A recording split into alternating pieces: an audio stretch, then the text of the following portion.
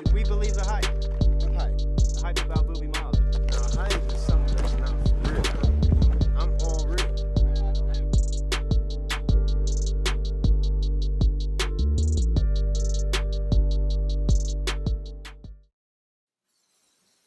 Okay, welcome back.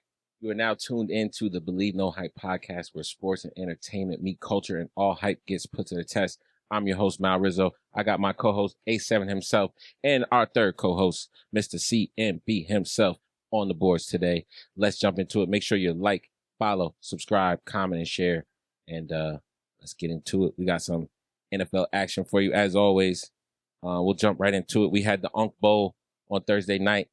They call it the Unk Bowl because you have 40-year-old Aaron Rodgers, 40-year-old Joe Flacco, still out here like it's 2012, slinging that thing. What up, Unk?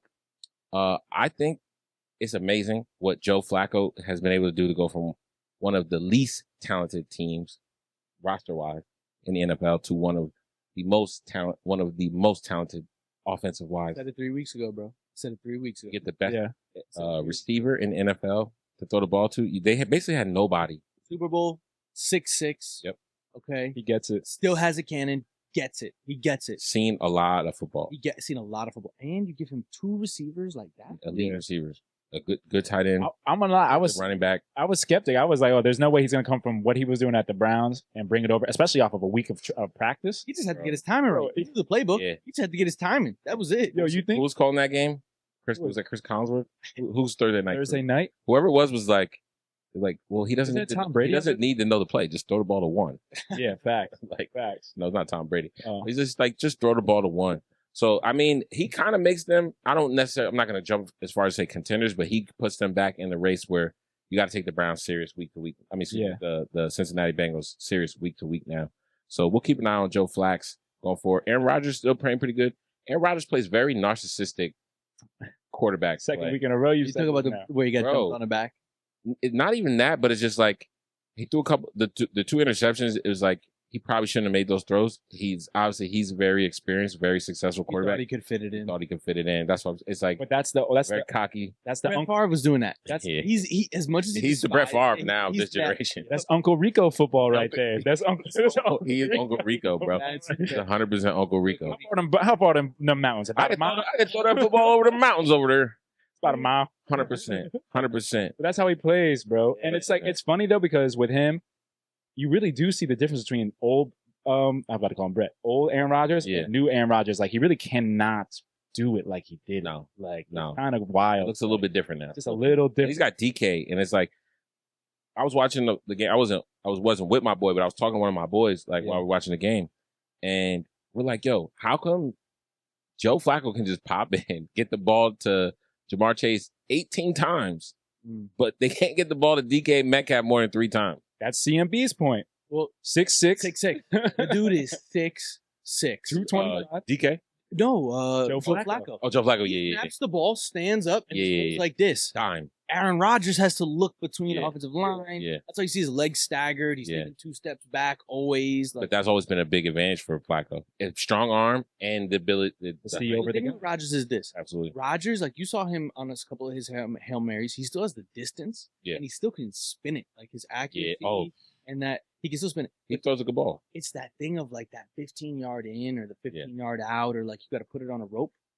It's not as ropey as it it's not as ropey as it used to be. And like guys like DK, bro, all he needs is like, bro, run a fucking drag. Run a damn drag. Yeah, run a drag, run a slant, drag. back shoulder.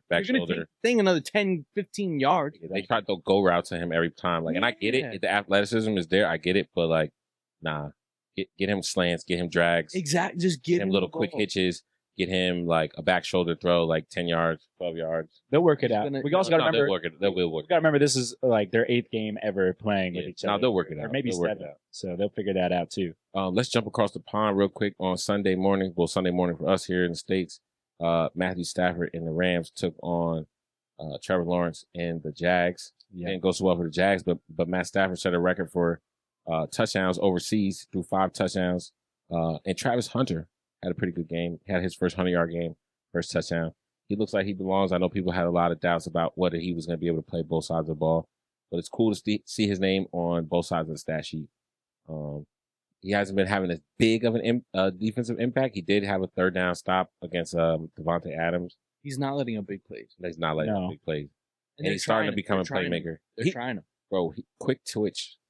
God, like, It looks like Deion Sanders coaching. Yeah. Like it looks like it, easily. you know? He's an elite. He's athlete. an elite, and he's still. You're watching him too. We're watching him this year. From when you saw him last year and this year, like we're watching him even grow into like his body is even starting to become like. He's starting to look like a. Yo, he looks he's like one of those guys who's blessed. Like I always think of Kyler Murray. Like like both dudes are super blessed with like their athletic ability. But like you can tell, Travis loves football. Yeah. Kyler, like I don't know if he loves football. You know. Yeah. Yeah, I don't know if he loves it. He's loving football right now. He's been out the last couple of weeks. Yeah, and his backup is playing pretty good. But as good as Travis has been, and as good as the Jags have been, they look very mediocre on Sunday morning. The Rams are a tough team to beat. And I was about to say, and the Rams. Here we go. We've been saying this since Pod 1 of the NFL season. The Rams, 2 years removed from a Super Bowl. Yeah. The Rams are still, like, McVay's got that team running. They would still be a Super Bowl contender, like a heavy Super Bowl, if they had Aaron Donald still. Yeah. Like, if that's the only thing missing. Like, if they had that, like, they have some good, I like Verse. A couple other guys on the defense I like. Yeah. But when they had that elite, like, that presence on both sides of the ball, like, offensively, they can make any play. Hall of Fame. Like, they're never out of a game, like, nope. And they play without Puka.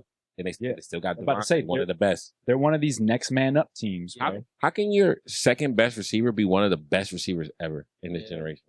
That's crazy. Yeah. You know what I'm saying? Like that's your second option. But Puka's a dog. And he's coming back. He's playing this week. So, let's go. The he could have. I think he could have played it, but they were like, let's just let him rest and come back. The Jets did not win because they don't win. Are you surprised? I'm surprised that they didn't lose by more. I didn't think it was going to happen 2 weeks in a row like this. I mean, I thought the losing was going to happen 2 weeks in a row. I didn't think they were going to look as bad as they did 2 weeks in a row. No, they looked terrible. I mean, the Panthers didn't look too good either. I think Bryce is down. Oh, is he out? I think Andy Dalton's going to start this week. But Woody Johnson had the audacity this week to come out and say he's got full and utter complete support for Aaron Glenn, but not so much for Justin Fields. I mean, obviously, Aaron Glenn has made the decision to go with Tyrod as the starter until further notice. How about this? Woody you don't know football. Right. How about this, Woody? He says, clearly he says, don't well, know how can we football. win? Guy who can't win anything is going to tell me, yes. and you haven't won anything. You haven't won anything. You've been a proven loser. And you're going to say, wait, guys, I'm going to give you an expert opinion. You want to know what he said? He says, oh, how can my coach win when the quarterback's QBR is so bad? He doesn't even probably know what QBR is. I don't even know what is measured. So I know Woody Johnson doesn't know what metric that's measuring because his quarterback rating in the games that he started and completed to the end, he's had over 100 passer ratings. Some of these guys are just so caught up in the fucking optics and the politics of the game. They did give him $20 million or $30 million, guaranteed, and they're not winning. But that's their fault for overpaying for Justin Fields. Justin Fields didn't offer that to himself. Listen, so right. But my say, give me $30 million, or I'm just not doing anything. I'm out of here. No, the other thing is like, what about Justin Fields' first 5 games of the season where he was throwing for 250 and 3 touchdowns? That's what I'm saying. He was the reason why you lost then. And he didn't even have his best receiver this past week, right? Because Wilson's out, and they have nothing else besides that. Thing. Like, no offense to Tyler Johnson, he's nobody. Right. No offense to Arian Smith. Right. Nobody. No offense to Josh Reynolds. He's probably the only hope they got. But he's not a number 1 receiver. Yeah, he's barely a number 2. He's maybe a number 3. He's also Woody, bro. And a rookie tight end. You co-signed and loved and hired, and you said you hug Aaron Glenn every day. These are your words. I knew Aaron Glenn since '96, and I was a fan. Exactly. And Aaron Glenn is the one who chose the quarterback. Yeah. I'm not saying. Right. You know what I'm saying? It just at least that's what they're trying to. My thing is package it up as. Why are you commenting on what goes on the grass? Right. Don't comment on it. If you believe in the coach, he controls the grass. Right. Let him control the grass. You control what's outside of that. Exactly. Absolutely. And here's something funny that you said that you've been saying this whole time, right? Mm-hmm. So the other day, I don't mean to go off on too much of an answer, but the other day I'm driving in the car, right? I'm listening to some New York talk radio. I don't get to do that often, right? This is like this week has been an interesting week for work, so I'm able to drive around a little bit. So I'm driving around listening to some New York talk radio. And what do I hear? Michael K. and all these other guys on the radio saying, Woody should tell the team. Woody should tell the team. I'm sitting here like, Malcolm, Rizzo Allen was over here saying that A the month ago. only hope A that month they ago. have, They gotta sell it to The him. only hope they have. He said it, Gary. Move Like, to Idaho. and because watch. and watch what happens because, like you said, if a perennial loser is out here making perennial loser decisions, the only thing that's going to keep happening is more losing. That's it. I don't care who you put into the. That's all that's happening. Exactly. That's all that's happening. 100%. It's crazy. 100%. And I feel bad for we were hanging out with some Jets fans over the weekend at the football game. I told them. We told them we feel bad for you. We're Feel so bad for sorry. You know what I'm saying? We saw The viral video of the saw the kid. video of the kid. The kid was out here crying. Yeah, I seen a video today of a kid, and he said, I think Corey posted it, and, and the kid was like, they're like, how you adjust? He's like, I was born into it. Just He's like, I hate this team. I hate this team, but I was just born into it. I'm loyal. I'll always be a fan of this team, but I hate this team. Yep. Yeah, bro. That He kid's said it probably with not going to passion. another game for the rest of the year. He said, no, bro. Guess what? His dad probably has season tickets. That's Season true. tickets, that's why he's there. That's why he's there. You're gonna suffer front row with Yeah, you. you're gonna be there with Father sins have now. Thanks to my father. Hey, Absolutely. We've been doing it at Giants games for a minute Facts. until the new regime, but continue. No, let's continue with that. The Giants, epic collapse. What happened? I think. Can I ask you some questions? Yeah, Okay. Please do. please. Okay. How about this? When it's the fourth quarter and teams are on game-winning drives or game-tying drives, is the priority getting the best personnel out on the field number one or like last priority? Number one, bro. Number Always. one priority. Okay, perfect. Agreed. Giants didn't do that. Right. Would you agree that you need your best defensive backs out there? Your best. And if Absolutely. you have anybody that's a liability, They can't be there. you're willing to put somebody who's almost unproven out there rather than Then the liability. proven Correct. liability. Correct. Correct? Okay. Ask me why Deontay Banks was out there on that game. I was Deontay Banks out there in the game. We had our starting cornerback go down, and Debo, right? he was Debo, playing yeah. great. Paulson Yeah, he's was been playing playing really lights out, Yeah. lights out. Cordell Flott playing lights out. Like, That was playing really good. Giants fans are on Tyler Nubin's tail a little bit. Yeah. I'm sorry. He's a football player. Nah, he's a good player. I That like man's him. a fucking football player. Comes up and sticks. He stick. Mhm. Pass defense he could do a little better in. Yeah. But Mhm. he's fast. He's not slow. It's only his second year. He's a 4-5 guy. Yeah. Like give him time to, like you said, develop. Second Yeah, year. let him develop. Bro, how are you gonna have Deontay Banks? You have two other DBs on the roster sitting back there. I think three who haven't really got a lot of burn. Right. I think Put them out there on these drives of like, guys, this is it, because we know that guy's gonna. if the mess something up. if the DC is making these personnel decisions on like as far as who he wants on the field, and he's already made a few mistakes costing that Cowboys game. Yep. A couple other Huge. games. I think if there's gonna be a scapegoat first, if Dabble's on the hot seat in any capacity, this guy, the defensive coordinator's got to go. I So forget his Dabble name, came but he's out. gotta go. Dabble came out and said, "I'm not Not firing. taking him. Yeah, Not taking that's him what I out. heard. He said, I'm not replacing him. He's with me for the year." That's interesting because this is Go what down with the ship. Then. because you said how was that kid the Deontay Banks on there? They're saying, at least the New York media is saying is, so if you're telling us, if you're answering all those questions by saying, hey, these are the best people, then that's a problem. Because if you think if Deontay Banks is your best option over these other people, that's a problem. And maybe he is. Then why are they on And your maybe he- roster? Like you said, Right. But depth, then- which goes into the depth. Exactly. And I think that's something that's like kind of the storyline. Same thing at receiver for them though. Yeah, and where's same the at depth? receiver. Where's the depth? But think about the great Patriots rosters. It was next man up until we find a gem. Right. But And you if we also don't- had a guy who could make diamonds out of coal. That's true. You're right, because he had a system. Yeah, And he was a system, defensive exactly. coach too. But the point being, And McDaniel's offense, Charlie Weiss's, no matter who you go through, all the offense, Bill O'Brien, is an offense that anybody can get plugged in and play if you just know how to play football. and you have a You have Tom Brady. defensive mind like Belichick. Yeah, and the defense is not going to let up 30 points a game. Yeah. So But it's egregious to let up that many points in that amount of in time, that amount of time. Like that's offensively, egregious. and that's a full team breakdown. That's Tongue special team. Also, Deontay Banks. I And- hate to say it. I don't like singling people out. letting a team score 33 points in one quarter is unacceptable. But where was the time management? Where's any of that Time stuff? management, everything. It was also the defensive calls. I mean, look, Yeah, the offensively- defensive calls. Offensively, I'm not mad. I mean, people are mad that Scatterby didn't have enough carries in the end of the I game. mean, But you know what? but Tracy was getting the ball like Listen, the offense was scoring in the fourth quarter. They Yeah, scored they like you know what I'm saying? missed those extra points though. That and Yeah, that's why, like my that's boy. next. Young big Giants Ho. fan. Young Ho needs to be. Which Yeah. he is now our kicker. But Mm. I cannot believe they said the reason. What's the why- kicker? The original kicker, the first kicker. McTominay, Okay. the Irish dude. Yeah. they said it wasn't a kicking battle. This ain't Ireland, my boy. They said it wasn't a kicking battle. The reason why he won, they go, it was a timing issue. Young Ho had to get his timing down. That's what they said. They didn't have a kickoff.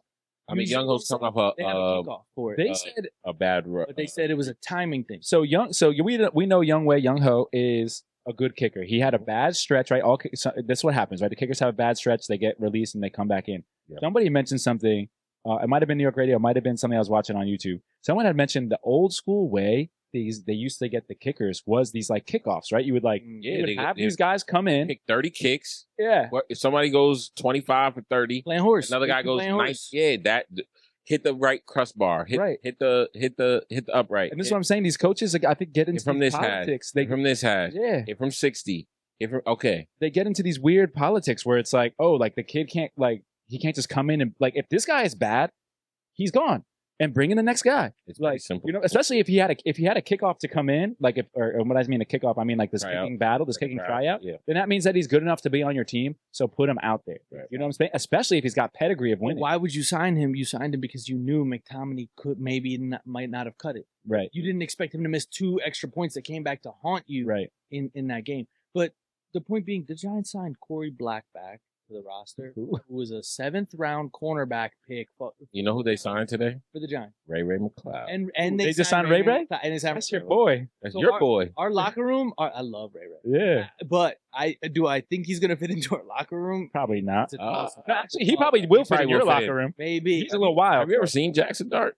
Yeah, maybe. Here's what I'll say. He might got a little black in him. They was talking. I just saw they both, bro. I just found Jackson Dart's TikTok, bro.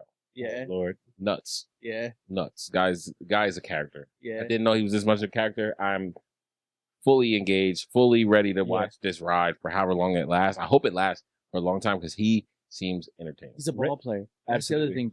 But he's just he's funny, bro. The Denver defense was like the one thing I was surprised at was like his pocket presence, his Yeah. ability to just avoid the rush. He's a good football player. With his eyes downfield. Like, and I think that matters first. You don't have to be a great quarterback if you're a good football player. And I think a lot of times some of these guys they're good quarterbacks, but they're not good football players. If you're a Giants fan, the bottom line is, bro, just let this keep cooking. I would say let it ride for another year. And let this same. I would even keep the same defensive coordinator. He made mistakes, but he got to go. I think he's got to be the scapegoat. He's got to be the scapegoat. Somebody's got to be the scapegoat, or Dabble's getting fired. Yeah. I want Dabble for another year. I want Schoen for all right. another So year. this guy's got to get fired. They put together a decent roster. Or just make he's got to get fired. Or make the tough decision and finally just get rid of Thibodeau and put Abdul Carter on the field because it seems like Abdul's he's been on the field though. He's been on a lot. Here's the thing with Abdul. He plays a lot, bro. Did you see when he went down and they were talking shit to him? He popped right back, bro. The same thing that happened to Baker. Yeah, that shit was funny. But here's the thing: he's in like the top 5 in the league in quarterback pressure. Yeah. He doesn't have a lot of sacks because he's not really playing the edge right now. Exactly. Right. And if you look at the Giants defense, they do a lot of like sacrificial stunts. Right. Where the guy going in the middle is taking that double. Absolutely. And the guy going on the outside. And Burns is so fast. Yeah, Burns is get out that edge. It's so long that like that's why he gets all these sacks. But I think the key is for the Giants. I mean, okay, the Ray thing. Ray will fit in perfectly. He's wild, bro. Ray is wild. Ray might be on the stuff, but like. Listen, man, this guy is insane. I don't think he's any different than Wandale. We don't think Ray's on this. Hey, listen. He has his ACLs intact. Yeah, but he's got his ACLs intact. So he's going to be good. He's going to get you some dope catches, and he's about the only receiver to have receptions on the Giants was Wandale, bro. Yeah, not one other receiver had a catch. No. But here's the good thing. Okay, so they get beat, they get all these things. I think the key now is how do they bounce back, right? That's the big thing for the Giants. How do you bounce back from a loss like this? Because the fact of the matter is, you still got a young team. You by any means. It doesn't have to be clean win. Clean. You can win 3-0. You look at your team. You say, "We're almost there." Yeah, we could have 3 more wins right now. We're right there. 3 more right there, bro. We're right there. Yeah, and you can look around the locker room and say, "Listen, we're getting parts together." Look at the division. We spanked the one of the big dogs, and then we went and we went 12 rounds with another pretty big dog. You got them back again this week. Yeah, you're right. Eagles. Speaking of Eagles. Eagles played the Vikings. Eagles got another win. In that game, there was a controversial catch. Hawkinson caught in the end zone. The officials at first, I believe they ruled it a touchdown. Call came back from New York, not a touchdown. Officials, according to Hawkinson, officials even came to him and said, we thought it was a catch. They overturned it. There's nothing we could do. And his complaint was, how can the people who aren't even here make a decision like that, that affects the game when the people who are here in real time said that it was a catch? But I'll say to my point, to that point, this is why we instituted the replay in the first place, was so that if there was something that was questionable, a lot of stuff could be called in action on the field one way. And when you look at it, it looks a little questionable. I think they do it in reverse, though. Like soccer, the way they do it is the New York, quote unquote, which is obviously not New York. Yeah. The New York, quote unquote, will say, review it. They'll Right. say, press the review button, and it'll come up on the big screen. Yeah. Like to go into the VAR. So the ref has to go, run to the sideline, look at the screen. But the ref makes the final decision. Yeah. The ref on the field makes the final decision. I like that. I like the New York making the final decision, but they need to like with this specifically with the catches, bro. Yeah. They need to start like They should hire some lawyers to like really like dive into like break down the catch rule. just tell these officials, yo, when there's effort like that, Yeah, when you know what I I'm think saying? if Like the players make an effort, when to the make effort things- is like that, because it makes the game better. exactly. If those catches count. Exactly. Yep.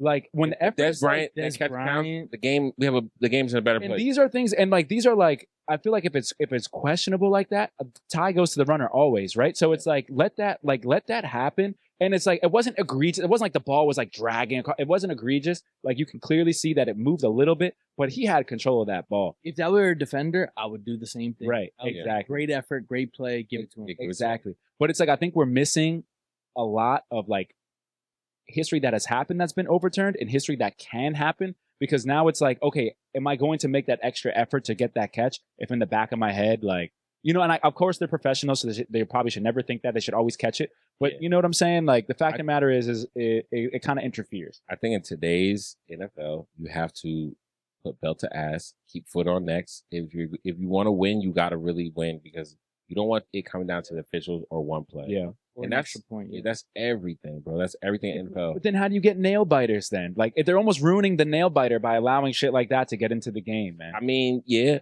I think that it should never be I'm saying I agree with you. It should never be down to those type of decisions. But only thing you can do to avoid that is be like Kansas City and blow somebody out. Right. Blow them out every time. Right.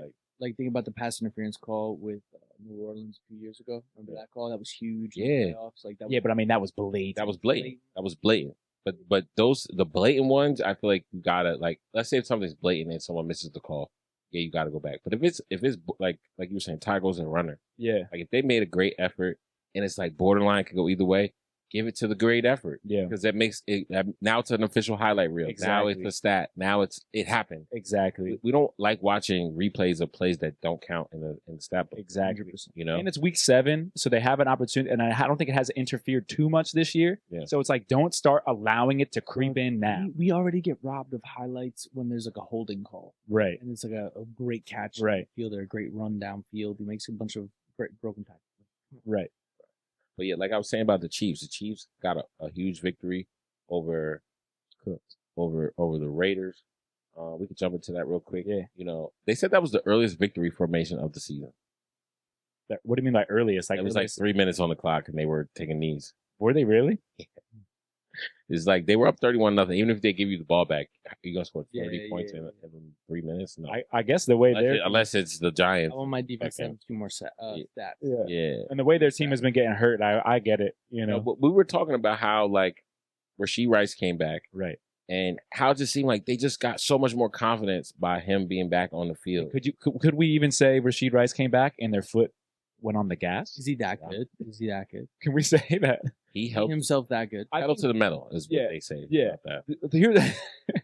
Here's what he does. Like, because he didn't have like a crazy game. It was like he went off for like 4 touchdowns, but No. he was like But that piece. Yeah, he was like they were waiting. They were like waiting and waiting and waiting Right. for him to come, and now he was there. He's also he doesn't have a bruise on him. Everybody else on the team is all bumped and bruised. Right. Week 7, Week 7, Yeah. everybody has bumps and he bruises. got to chill for 6 weeks. Yeah, He's got anybody had to train. He had Yeah, to he had to do practice, everything the same. Everything the same. Right. Bro, he's coming in, and he's a great player. Right. Do I think he's like that great of a player? I don't think so. But No. Andy Reid can make any good receiver look great. Yeah, Exactly. absolutely. And the system, like we were talking about this before, the system. And it's like he was that piece that even though he might not, go off for 4 touchdowns or whatever, but he was the piece that allowed the rest of the machine, the rest of the car to work. They had the way he needs to go. 2 guys who are not number 1 receivers.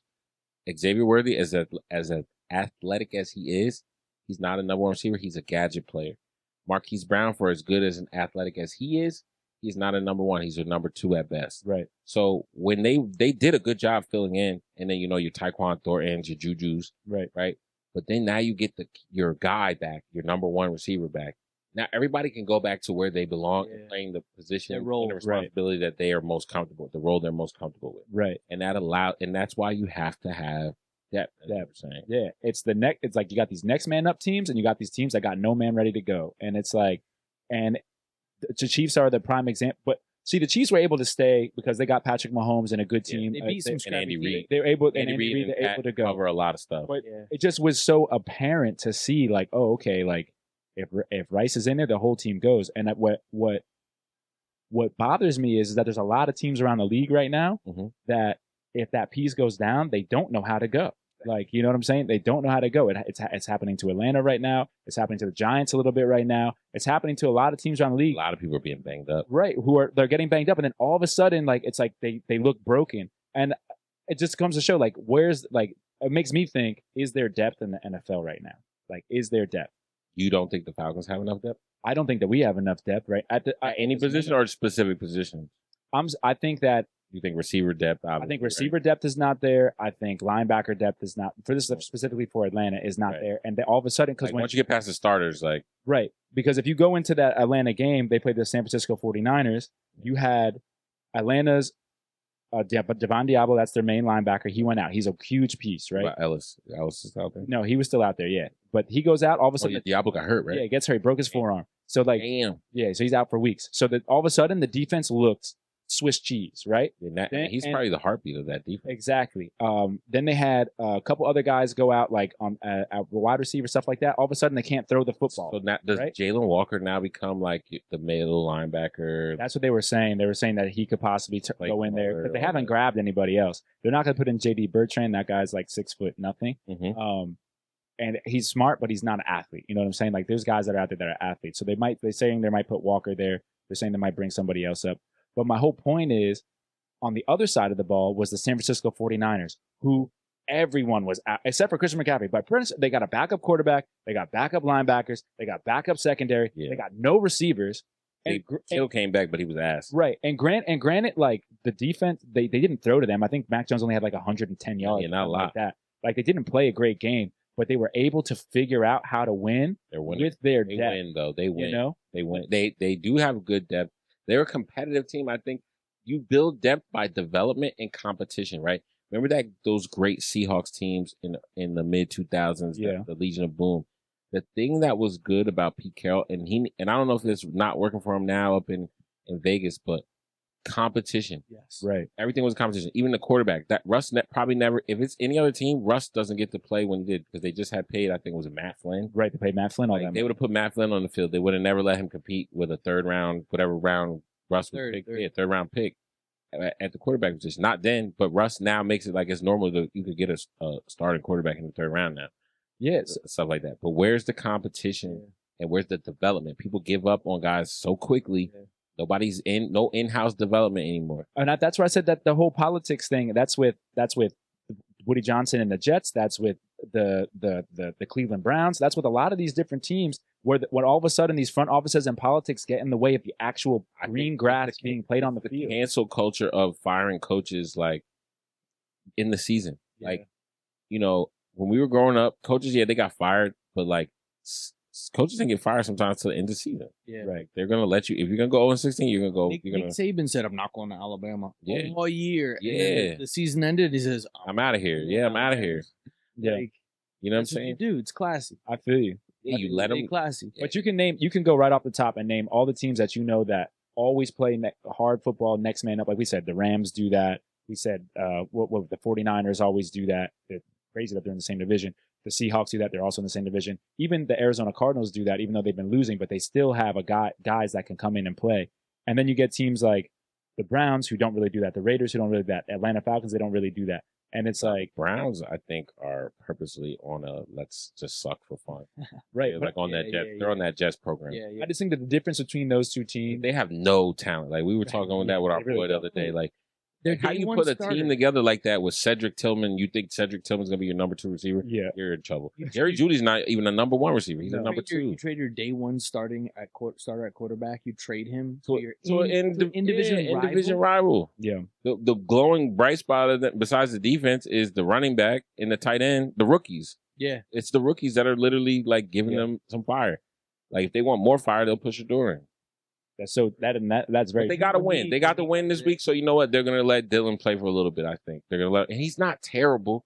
He's just not. He's just not it. Exciting. Yeah, he's just not it. He's not exciting. he's gonna be a good backup quarterback in this league, though. I think they're not winning because of him, but they're winning in despite of him. Very good. They always say. And it was a weather game. Miami's not that good either. Yeah. So and it was like a I windy like as hell. a Tua comparison with him. He could be a tool. Yeah. I like a Definitely be a tool. Lefty, right? Yeah. Could be a tool for sure. They're in Hawaii. Tool for sure.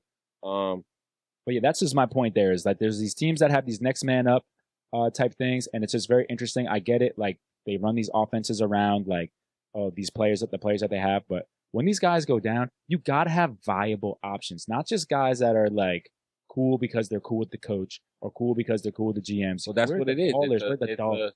Who do you know league? What assistant coach did you play for in this other But it's also like players holding other players accountable. Like you said, the competition thing in the Seahawks. competition? Like, the stories out of those practices and in games, you'd have Golden Tate and Bobby Wagner yelling at each other. Going at it. That's how the Patriots were. Yep. When That's Golden how- would make a play, he'd run down the sideline yelling at Bobby. That's like, how the Ravens were. We get down, blah. That's how I get down, blah. And Bobby Ravens, said, Patriots, all those Steelers, all those great teams of like the 90s and the 2000s. competitive They were with each other. bro. They were killing each other all week, and they were happy on Sunday to play against somebody else.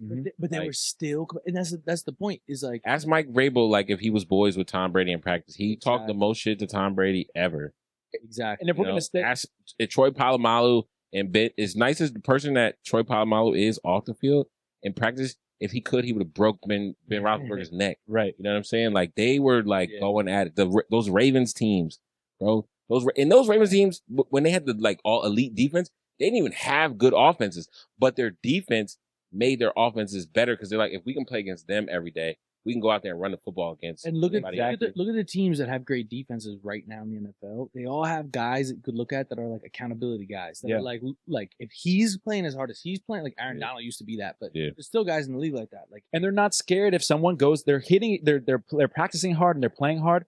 And because they're not scared that if someone goes down, they know that whoever else is there can take their spot, like you said, like at any moment in time. I think who is it? Who is the It's the NFL. They do themselves a disservice exactly by not developing it again. Who was the cornerback on the Legion of Boom? I think his name was Brandon Browner. He wasn't the original guy on that team. That would like he wasn't the original other side of Richard Sherman. I think somebody went down or something happened, and he came in, and then all of a sudden everyone was like, "Oh, who the fuck is this guy?" He's also like 6'3", yeah. They all said he couldn't because that was the time when And they were jamming. jamming. They were jamming people at the line of scrimmage. Like you couldn't even run a route. And they were like, "Holy shit! Like, who is this guy?" Like, I'm sure the team knew who they were, but the public was like, "Yo, who is this guy?" Like, I feel like there's not a lot of like, "Who is this guys?" anymore. Like, because everyone is like this high level player, the shell player that's got no depth. No. Everybody are these 5-star guys who are coming out of college with checks in their pocket. They're like, I'm about to get more massaged and groomed. Now my chains go up in size. I go from medium to large or XL. And I gotta wear a chain everywhere I go.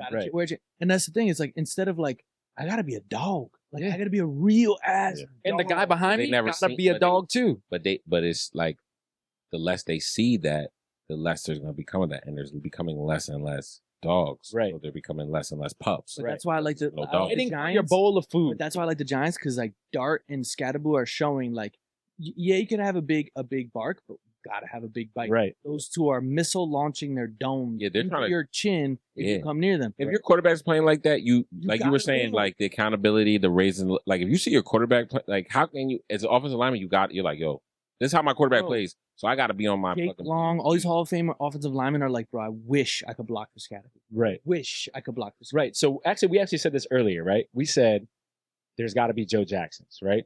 Because and this is I think this is an actual, and so some of us were saying it doesn't have to put his belt to ass, right? Yeah. And that's all I'm about to say because you can do it another way, but then you get a different product. And it's not to say that product is necessarily bad, but it might not be as to the level of like, yo, if I know that like I can't eat if I don't do this, like then I'm gonna work a little bit differently, a little bit harder. You know what I'm saying? And it's like you got to have these types of atmospheres and cultures in order to create this type of stuff. Exactly. You know, a team that is cultivating a winning culture atmosphere right now. Who that? The Indianapolis Colts.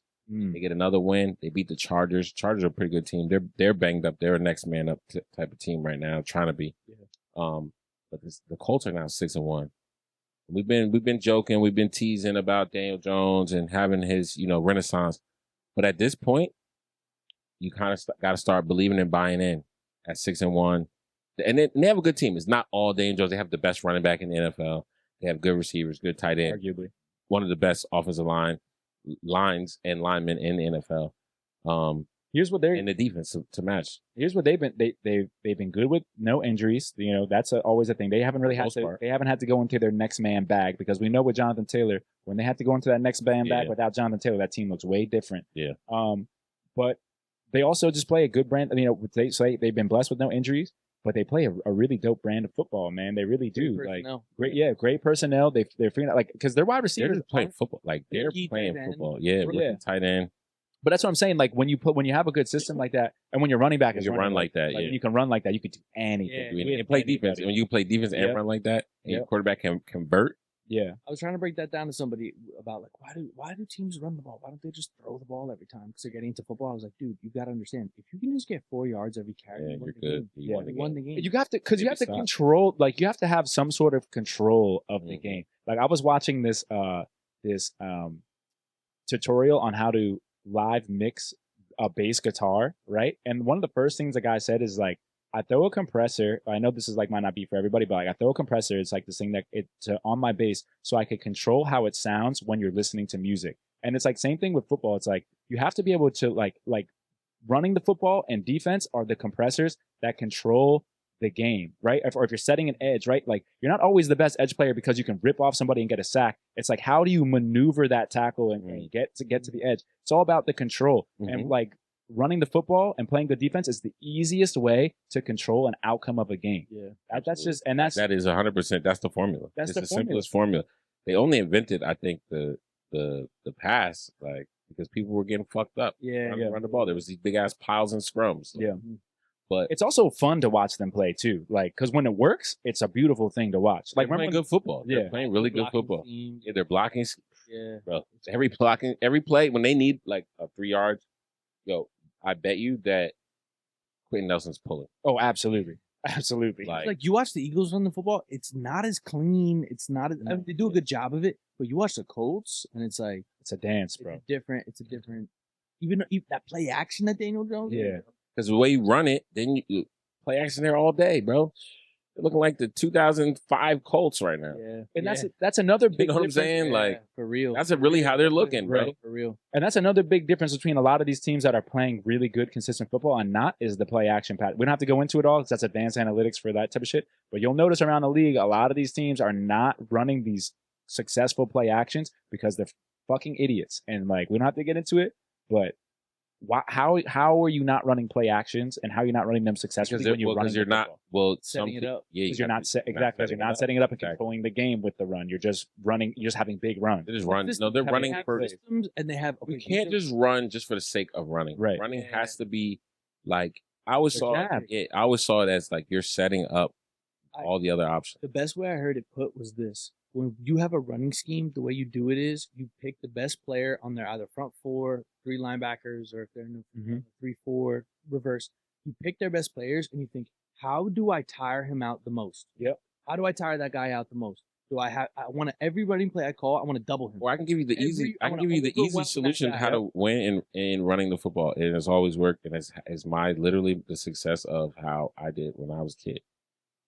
Find the worst player on that team and just run at him every single time. And both can be true because you want to take the best player out of the play and you want to put the worst player. You want to double him. You want to double him. Yeah. You want to get rid of the best player, tire him out, double him. And that's why I hate when these guys are like. But I also had strategy in what you're saying and going at the best player every single time. So can you in the good ones they won. Yeah. But the ones that weren't, that were just all hype, they were gonna fold. Exactly. And what's hype is this fucking outside zone out of the shotgun and pistol. It makes no sense. And here's what they're saying. Run the football under Right. center. And here's Gotta exactly because you're not setting it up when you run it out of the shotgun and you run out of the pistol. Throw the ball out of center too. Exactly. But they're not setting it up because Keeps the defense honest. so they were saying a lot of these guys were saying over the weekend they were like, oh well, we run out of shotgun and we run the outside zone because it's easier to do it if we do it out of this way. And it's like, no, shut the fuck up. It's not about whether or not it's easier to run the football this way. It's about is running the football like productive. Yeah. And is it making it is it controlling the game and is it setting up your playbook so that you can go in there and get into your Duffy? So many running plays hang out behind the line of scrimmage for too long. Exactly. And I think that the shotgun contributes a lot So to that. It's easier for Especially when it's running east and west. It's easier for the quarterback to process information from the defense and shotgun because he can always be looking at the defense. Of course. While that ball's coming at him, he doesn't have to stare at the football, but it's like But for his eyes are forward. He sees the first step of the safety. for 40 years, quarterbacks were reading defenses out of under center. Too. Right. Exactly. And that's the So point. it can It's be like, done too. It can be done. Yeah, it can be done. It's almost like, they forgot about the middle of the field. Like we talked about that earlier. Aaron Rodgers not throwing in the middle of the field. Like some of these guys are not throwing these guys in the middle of the field. I feel like a lot of receivers are saying, don't throw me the ball there. Well, you can't just forget about the middle of the field. But guys don't want to play. You guys are saying, I want to see quarterbacks turn their back to the defense. Think about all the best receivers when we were kids growing up. Where did they catch the football at? Probably on a 9 route or in the middle of the field. Yeah. In the middle of the field, they were taking hits. If you look at Tom Brady, look at Peyton Manning, they were throwing the ball to guys across the middle of it. Drew Brees, Ben Roethlisberger, Philip Rivers, you could name them all. And when you had a guy, and when you They're had, like, hey, sorry, buddy, but you're open. right, I gotta give it to you. You're when gonna you take had- a hit. and when these teams had a guy like Larry Fitzgerald, and when you had a guy like Half the time, Julian Edelman's catching the ball. He's like this. yeah, exactly. So let me land this point too, because when you had a diva receiver or a guy like Randy who didn't want to run across the field because they would get hit, you went out and you got a motherfucker who would not. I mean, he ran across for Tom Brady. That's what I'm saying he would, and he did run for Culpepper. He did do it too. But if you're a star wide receiver, you got your $100 million now. You're not trying to run across the field. But then as a team, you go get that MFer who doesn't mind. You get that Puka Nacua who doesn't mind being a dog in there. You get that Anquan Bolden who doesn't mind being a dog in there. You get that Hines Ward who doesn't mind being the dog to go catch those balls so you could do it. But you can't just forget about a portion of the grass and say, all right, we're just going to win on the outsides and doing outside zones all day. Doesn't work. Doesn't work. Some other teams that got some big wins this week. The Bears, Chicago Bears rolling again. We talk a lot of shit about Caleb Williams, but you know what? The Bears are 4-2 right now. They're winning. They keep rolling. The Ben Johnson effect. Ben Johnson. They have a pretty good offense. They didn't look super crazy this week, but they got a good W. The Patriots, they got another big win. Drake Maye had damn near perfect game. I think he was 22 for 24, 23 for 25, something like that. A couple of touchdowns. He's been having probably one of the most consistent seasons out of all the quarterbacks. Before last week or a couple of weeks ago, I joked about MVP Drake Maye, but now it's starting. His name is in the conversation in the top 5 for MVP. Again, it's early in the season. It was the Titans too, but he's been doing it all But year. it's exactly. He's not good enough for it, though. You said what? I don't think he's good enough.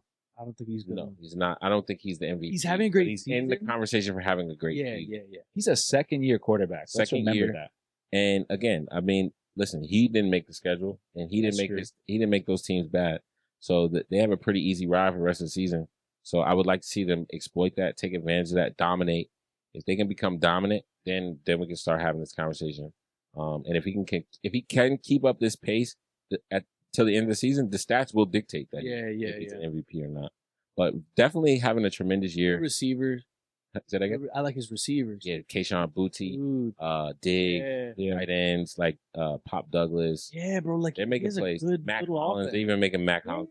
They're not stars though. Let's not be honest here. Like It's not about being stars. No. You just literally just sat here and gave me a whole spiel about that. No. I understand. They have depth. They have For depth. guys who They have do depth. what they want them to do. But even can you call Diggs a D guy right now? I mean, he's not the guy right now, but he's been a But they're top dogs. receiver in the league. You got a bunch of guys. Solid role guys. Yep. Solid role. Listen, as long as they're playing good when it matters, that's all that good matters. running backs. Yeah, I like it. That's all that matters. Cowboys got to win over the Commanders. Let's see what happens. That division's still up for grabs to me. I feel like the Eagles haven't figured it all out yet. It's Giants can still get back on track and get back in the race. They gotta really pick it up. It's up for grabs, but I've been saying that I've been on this train, yo. As long as the Cowboys have Dak, bro, they will always be in contention to go to the playoffs, bro, to take that division. As long as they always have Dak. Dak's been playing pretty good. He's putting up MVP numbers. He's putting up MVP numbers right now, too. He doesn't care if you drop the ball. And now he's got CD back. CD's back. Throwing it to you. Because who else is he going to throw it to? In his mind, he's like, who else am I going to throw it to? The big white boy? Yeah, no, I got to throw it to my guys. I mess with it. The Lions got a big win. Did you know that the Lions? Let me tell you something about the Lions. That stat I just saw. Jared Goff threw just his second first quarter touchdown since he's been a Lion. I believe they said. That's wild. That's a wild. They're normally scoring rushing touchdowns probably in the first quarter. That's a wild stat. Yeah. Or he's 4 got years. Hella that's 4 years. That's classic football right there. Yeah. It's like run the football. That means we'll throw it when we need to throw it. But that means that in the beginning of the game, we trust our running. Yeah. We're going to run the football. So look at that. That was an interesting stat. They played a now banged up, and even more banged up and depleted Bucs team. Mike Evans went down, hard hit, broke his clavicle, was knocked out. He was snoozing on the field. Speedy recovery for Mike. Yes, OG. Sure. Been holding it down. You're getting up there in age. Take care of yourself. Take care of your body. Get healthy. I said it a couple back weeks here and ago. do what you got to do. That boy, that defensive coordinator, Shep, bro, that guy has got his boys playing with their heads really on fire. I mean, Dan Campbell fires the whole team up head to toe, but now with Kelvin Shepherd, I mean, the defense, I mean, he's literally every play, the sideline cameras going to him. Yo. The intensity, the passion, like you love to see. And as a former player, a player who was pretty relevant throughout his career. Good, yeah. And now to see that, I mean, think about it. The Bucs have been scoring like 20 plus points, 20, you know what I'm saying? They've been putting up numbers. Yeah. Baker's been putting up numbers, and they go into the Lions said, not today, bro. Shep said, not today. I think if they're fully healthy, that's a different ballgame. I would love to see that matchup again in the playoffs with a fully healthy Bucs team. Even Egbuka wasn't 100%. Goblin's dealing with some injuries. Yeah. But they got a few bright spots. Tess Johnson's been making plays for them. Sterling Shepard's been looking pretty good. Can we say for the Lions though that all the Ben Johnson and Aaron Glenn storyline is pretty much up now, because I would say like they've ironed that out. Like they're good coordinators, don't get me wrong, and they're good coaches, but clearly the Lions what they got their next man up even in their coaching room. It's Dan Campbell. And it's like Belichick. It's the team they built there. Yeah. It's with the all great coach Saban. How many great offensive and defensive coordinators did they go through? How many? Yeah. It's countless, but it's about the guy. It's about Dan. He created a culture over there that's like next man up to coach. Yeah. And the last game of the week was the Seahawks. They rolled over the Texans. The Texans are a team that we've been looking for CJ Stroud to turn the corner. He showed a couple of flashes coming up, but I didn't see that CJ Stroud this week. Seahawks rolled them pretty good. JSN, killing in the league right now. He's the real MVP. He's unstoppable. Vibes of, and I hate to say it, who also was a great Seahawks receiver, Percy Harvin.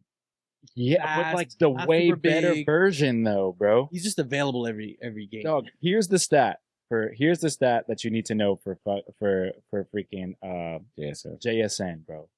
He has 800 receiving yards and is not even 8 weeks into the season. The closest one to him is Jamar Chase at 620. It is crazy what this guy is doing right now. And we've been saying this since the beginning of the pod. The Seahawks people need to know the name, and they need to be on TV because they play a great brand of football, and they have quietly an MVP sitting right here. He could have 2,000 yards receiving this year. He's on pace. Listen, he's on pace.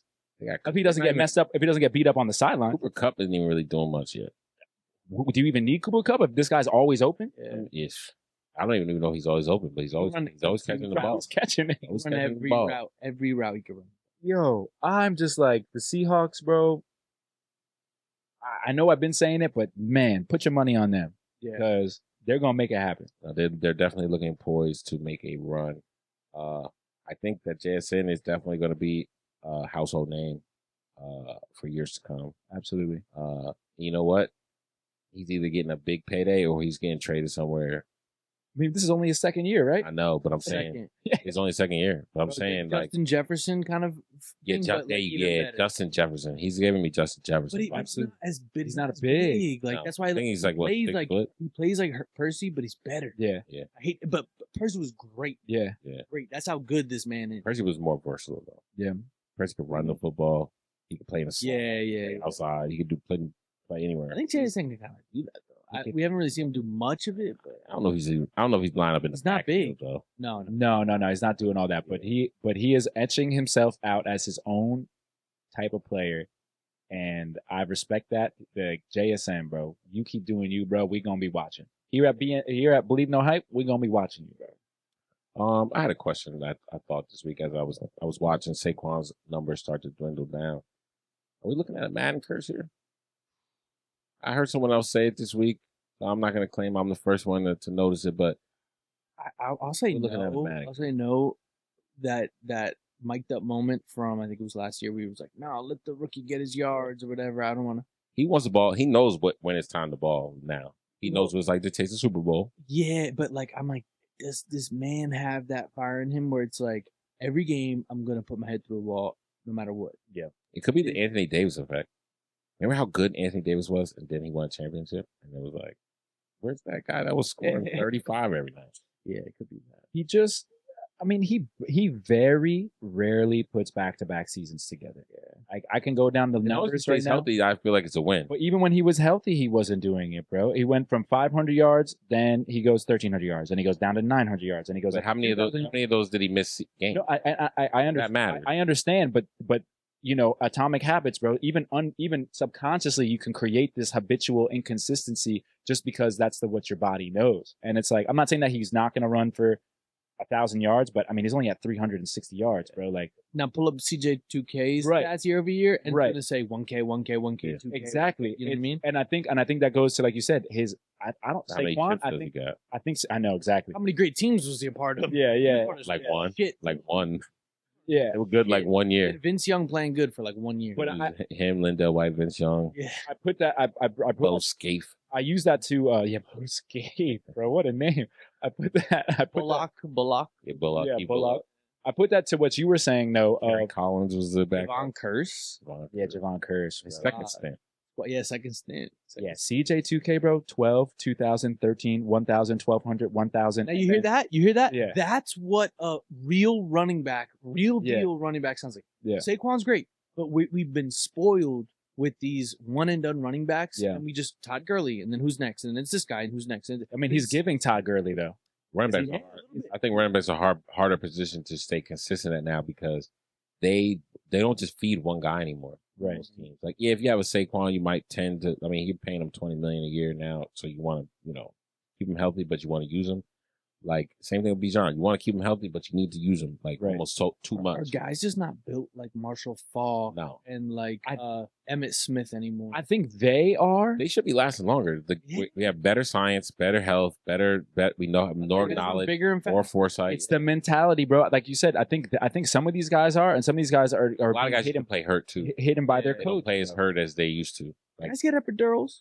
They Yeah. still get epidurals. Yeah. Big. yeah. But I think with Saquon is definitely a mental thing. Like last year, bro, you should have went and got that record, bro. That's shame on you. Do for that, you 'cause think you're that never it's going to a get that Madden opportunity? curse? Back to the original question. Yeah. Do you I'm gonna say no. I'm gonna say no. It's him. I It's will him. say I'm going to say It's him, yes. like you I'm going to say it's him, but I'm also going to say it's a Madden curse because this is what happens with the Madden guys, right? Oh, they had their good season. They Madden had curse is not always an injury. right. Sometimes it's just you just fall off. Peyton Hillis, he fell off. Like he didn't get hurt, just fell off. Peyton Hill So- should never been on the cover. But what I'm saying, He was on the cover. Ladanian? No, he wasn't. He was. Nah, I don't know, but I don't think he was. I might have maybe one like earlier. Like, But I know that Peyton Hills was. it's definitely a curse. You know, he's got the commercials. He's got the cover. He's 2K Saquon or whatever. got a And- documentary out. Yeah, he got a documentary out for no fucking reason. He just won a Super Bowl. Just won a Super Bowl, bro. You don't know what that's like. You don't know have no clue what it's like after you win, you get Super Bowls. Danny Amendola, household name now. Nobody knew Danny Amendola. Bro. He's got 2 Super Bowls. They know this guy now. Bro, You know what I'm saying? Julian Edelman, household names. They win Super Bowls. They get commercials. They do talk shows. should Isaiah Pacheco get a documentary about Yeah, he himself will. now? He will. Come on, bro. Jersey legend. Like, Jersey you know legend. what I'm saying? I Like, gotta go with Berg on like, this. come on, bro. I gotta go with Berg on this one, bro. It would be one thing. It would be one thing if it was like the coach or the team, but they're gonna Saquon was on the team for 1 year. All right, let's be honest. I think Saquon is a high enough caliber player to get a Amazon Prime documentary. He had his own documentary. He produced his own. He's that big of a There you star. go. Exactly. But here's the point. He's not a star to me, bro. If he didn't come. He's not a star to you? No. I agree. If he didn't come from You the don't Giants, think he's a star? I know why. I'll tell you why. If he didn't come from the Giants and have that New York media on him to make him the household name, then he wouldn't be this big in Philly. Yeah. Agree. Look at his stat line. Yeah. He came from even Miami, which is not a small market, but even Miami as a running back or Tennessee as a running back. But it would have depended on what he did also, though, wouldn't you say? He played really good, but did he? Like, what if he's more consistent in those places, has bigger numbers than he did in New York? Does he? And I'm just asking. I don't have a thought about it. No, because when he read out the CJ2K numbers, nobody was his rookie year or his second year was like, "This is the man. This is the man." Right. No, they never did. They never in his whole career. No one ever said he's the best running back. Agent Peterson. He had to go against Agent Peterson every year. Yeah, numbers wise. Exactly. There was other Marshawn Lynch. Right. There was other people that they would say during that time was the best. I think if you ask me, he's top two. In any era, any time that he played, he was a top two back. Yeah. Because of what he was a home run hitter every time. And I don't want people to go and think like, oh, I'm crazy for saying Saquon's not a star. I think he's a star player. I don't think he's a star like celebrity. I don't think he's. Oh yeah. That's what I mean. Like a star player. He's a play. He's definitely had. No, I don't know if he does. Years. Okay, he's gonna be on TV. Yeah, how famous he's gonna be on. Yeah, he'll be a commentator type guy. You know what I'm saying? But I don't think he's like a personality in which you're like, oh, I really want to know what Saquon is doing. Like, you know what I'm saying? Like, he's not one of those types of guys. And Todd Gurley is a great, actually, comparison for Saquon because it's like, when he's on, he's great. But when he's not on, he looks so pedestrian, bro. And that's just, you know what I'm saying? Steven Jackson. Right. When Steven Jackson was on, he looked like the best running back. But when he was couldn't get it going, it looked like, bro, you don't belong. Steven Jackson did not get it going to the end of his career. But you're saying Steven Jackson. I'm just saying that that's a bad example. But maybe Steven Jackson's not the best example, but Todd Gurley is definitely a good example. There's other guys out there who are like guys who were when they're on they're good, when they're not they're not. And I haven't seen the consistency with Saquon for me to be like, oh, he's going to go down in Hall of Fame history as like one of the best running backs to ever play. I'll name so many other guys I'd rather watch run the football, like we said, CJ2K. Yeah, than Saquon. Sean Alexander. Sean Alexander is phenomenal. Yeah, you know, but he ran for 2,000 yards, which is amazing. Saquon did a reverse pirouette fucking spin move over the guy. Right. Everybody jumps on that play. I'm like, it was kind of fire play. No, it was fire. I can come up with better highlights from other guys. No, it was fire. That was a fire play. That was fire. And Saquon has some fire highlights. Cool, but it didn't lead to a touchdown. It was like a cool run, cool 12-yard run. It was a great run. Bro, I'm not going to dismantle that. I saw Derrick Henry palm Norman's dome, but lead him to. But he's also 6'4". Yeah, okay. You know what I'm saying 245 pounds playing running back. I'm just saying I've so that that's cool. You want me to pull up Darren Sproles highlight tape? Darren Sproles. Show somebody dance somebody out of their cleats. Yeah, I'm with that. I'm with that. That's impressive because he's 5'4". Yeah, you know what I'm saying. The point is, like, bro, you jumped and you kind of spun at the same time. You kind of didn't know what you're doing. Let's not minimize a fire. I'm not gonna. What I'm gonna say, I'm not gonna minimize Saquon, but what I will say is when you compare him on the list of other greats, and we're not to answer this right now, but when you are you just saying this based off of stats, or are you talking about eyeball and stats, bro? What I'm saying, I don't believe you could say that you watch him when he's fully healthy, playing good. So is he not healthy right now? I don't know. That's what I'm saying. I don't know, but all I'm saying is when he's like not in a rut, not in whatever, and you're telling me he's not fun to watch. I'm saying that when he's on these two, like, again, when he's on, I like to watch it. Just like Todd Gurley. When Todd Gurley was on, I was like, yo, this is the man. And Todd Gurley got hurt. You know what I'm saying? So it's tough. I'm just saying that when you compare him, and this is a question for everybody to compare, he only has 4 1,000-yard seasons, yo. And that's great. That's great. But when you compare him to the guys what happened in those seasons? I understand. So you're saying injury doesn't matter? No, injury matters. It almost doesn't. Because but he was only hurt in one. He only really got hurt in one of those seasons. He got hurt. Nah, that's cap. No, I listen. 13 games. Like you only play 16, or I guess now 17. Availability is an ability. Yes, all right. Absolutely. So let's remember when you read somebody's stat lines and you read 1K after 1K and it's strung along over 5, 6. Then you're talking about somebody who's like real deal. But if somebody's shoddy, if somebody's claim to fame is like they can take a 4-yard loss and make it a 1-yard gain, which is cool. It's great. Like that's your. It's not his claim to fame, bro. Well, I'm saying that's as a running back, that's what he I does. think you guys are minimizing him right now. I do feel like I am minimizing You him. didn't feel like this last year. No. Nobody was saying this last year. No, hold on. Nobody was saying Hold on, this hold on, last hold year, on, bro. hold That's on. facts. Nobody. didn't have one great Would you agree with me or not? Was nobody complaining about him last year? Anybody why would you complain about somebody putting up 2K? Okay, that's all I'm saying. What I was saying. He's saying like, oh, that has no caliber of being mentioned in the that's not. conversation. Well, this is what I just think that's egregious. He just had a generational season last year, right. Rather that even if that's the one season he ever has, you will remember that as a generational season that he had, and it led to a Super Bowl. It led, I wouldn't say single handedly, but his success last season led 100%. Them to winning his Super Bowl. Legendary. He had a legendary. Not a lot of running backs can you say that, right? You know what I mean? Maybe Marshawn Lynch. He had a crazy year that year. They won the Super Bowl. Yeah. Like, I think, you know what I'm saying? There's a short list of running backs where you're like, I agree. Yeah, they won the Super Bowl because he was on that team. I agree. He had a legendary run. I just say when you put where he is right now, his career is not over yet. No. Like when you put him up against the other people out there right now, the other greats, he's got a DeMarco Murray season. We're not talking about career to me right now. He's in the bottom rung. He's like he has an opportunity to get there. Of greats. He's got the opportunity. I think he's a great player. I think he's a great running back. Yeah. I think he knows how to put the numbers up. But I just I don't want us to crown this man as one of these great running backs of all time, because right now his stats are the same as DeMarco Murray, bro. And look, Marco Murray was pretty good running back. Right. The Rams with Kurt Warner, Isaac Bruce, Torrey Holt, and Marshall Faulk. Like you had teams like that, but you're bringing up one of the best football teams. But what I'm saying is, when you have a team with a running back that's capable of anything, like Saquon is, you can win Super Bowls 100%. Yeah, of course. But you got to. And the answer is yes. This is a Madden curse. It is a Madden curse right now, and it sucks that it's happening after his 2,000-yard season. But it's what happens, yo.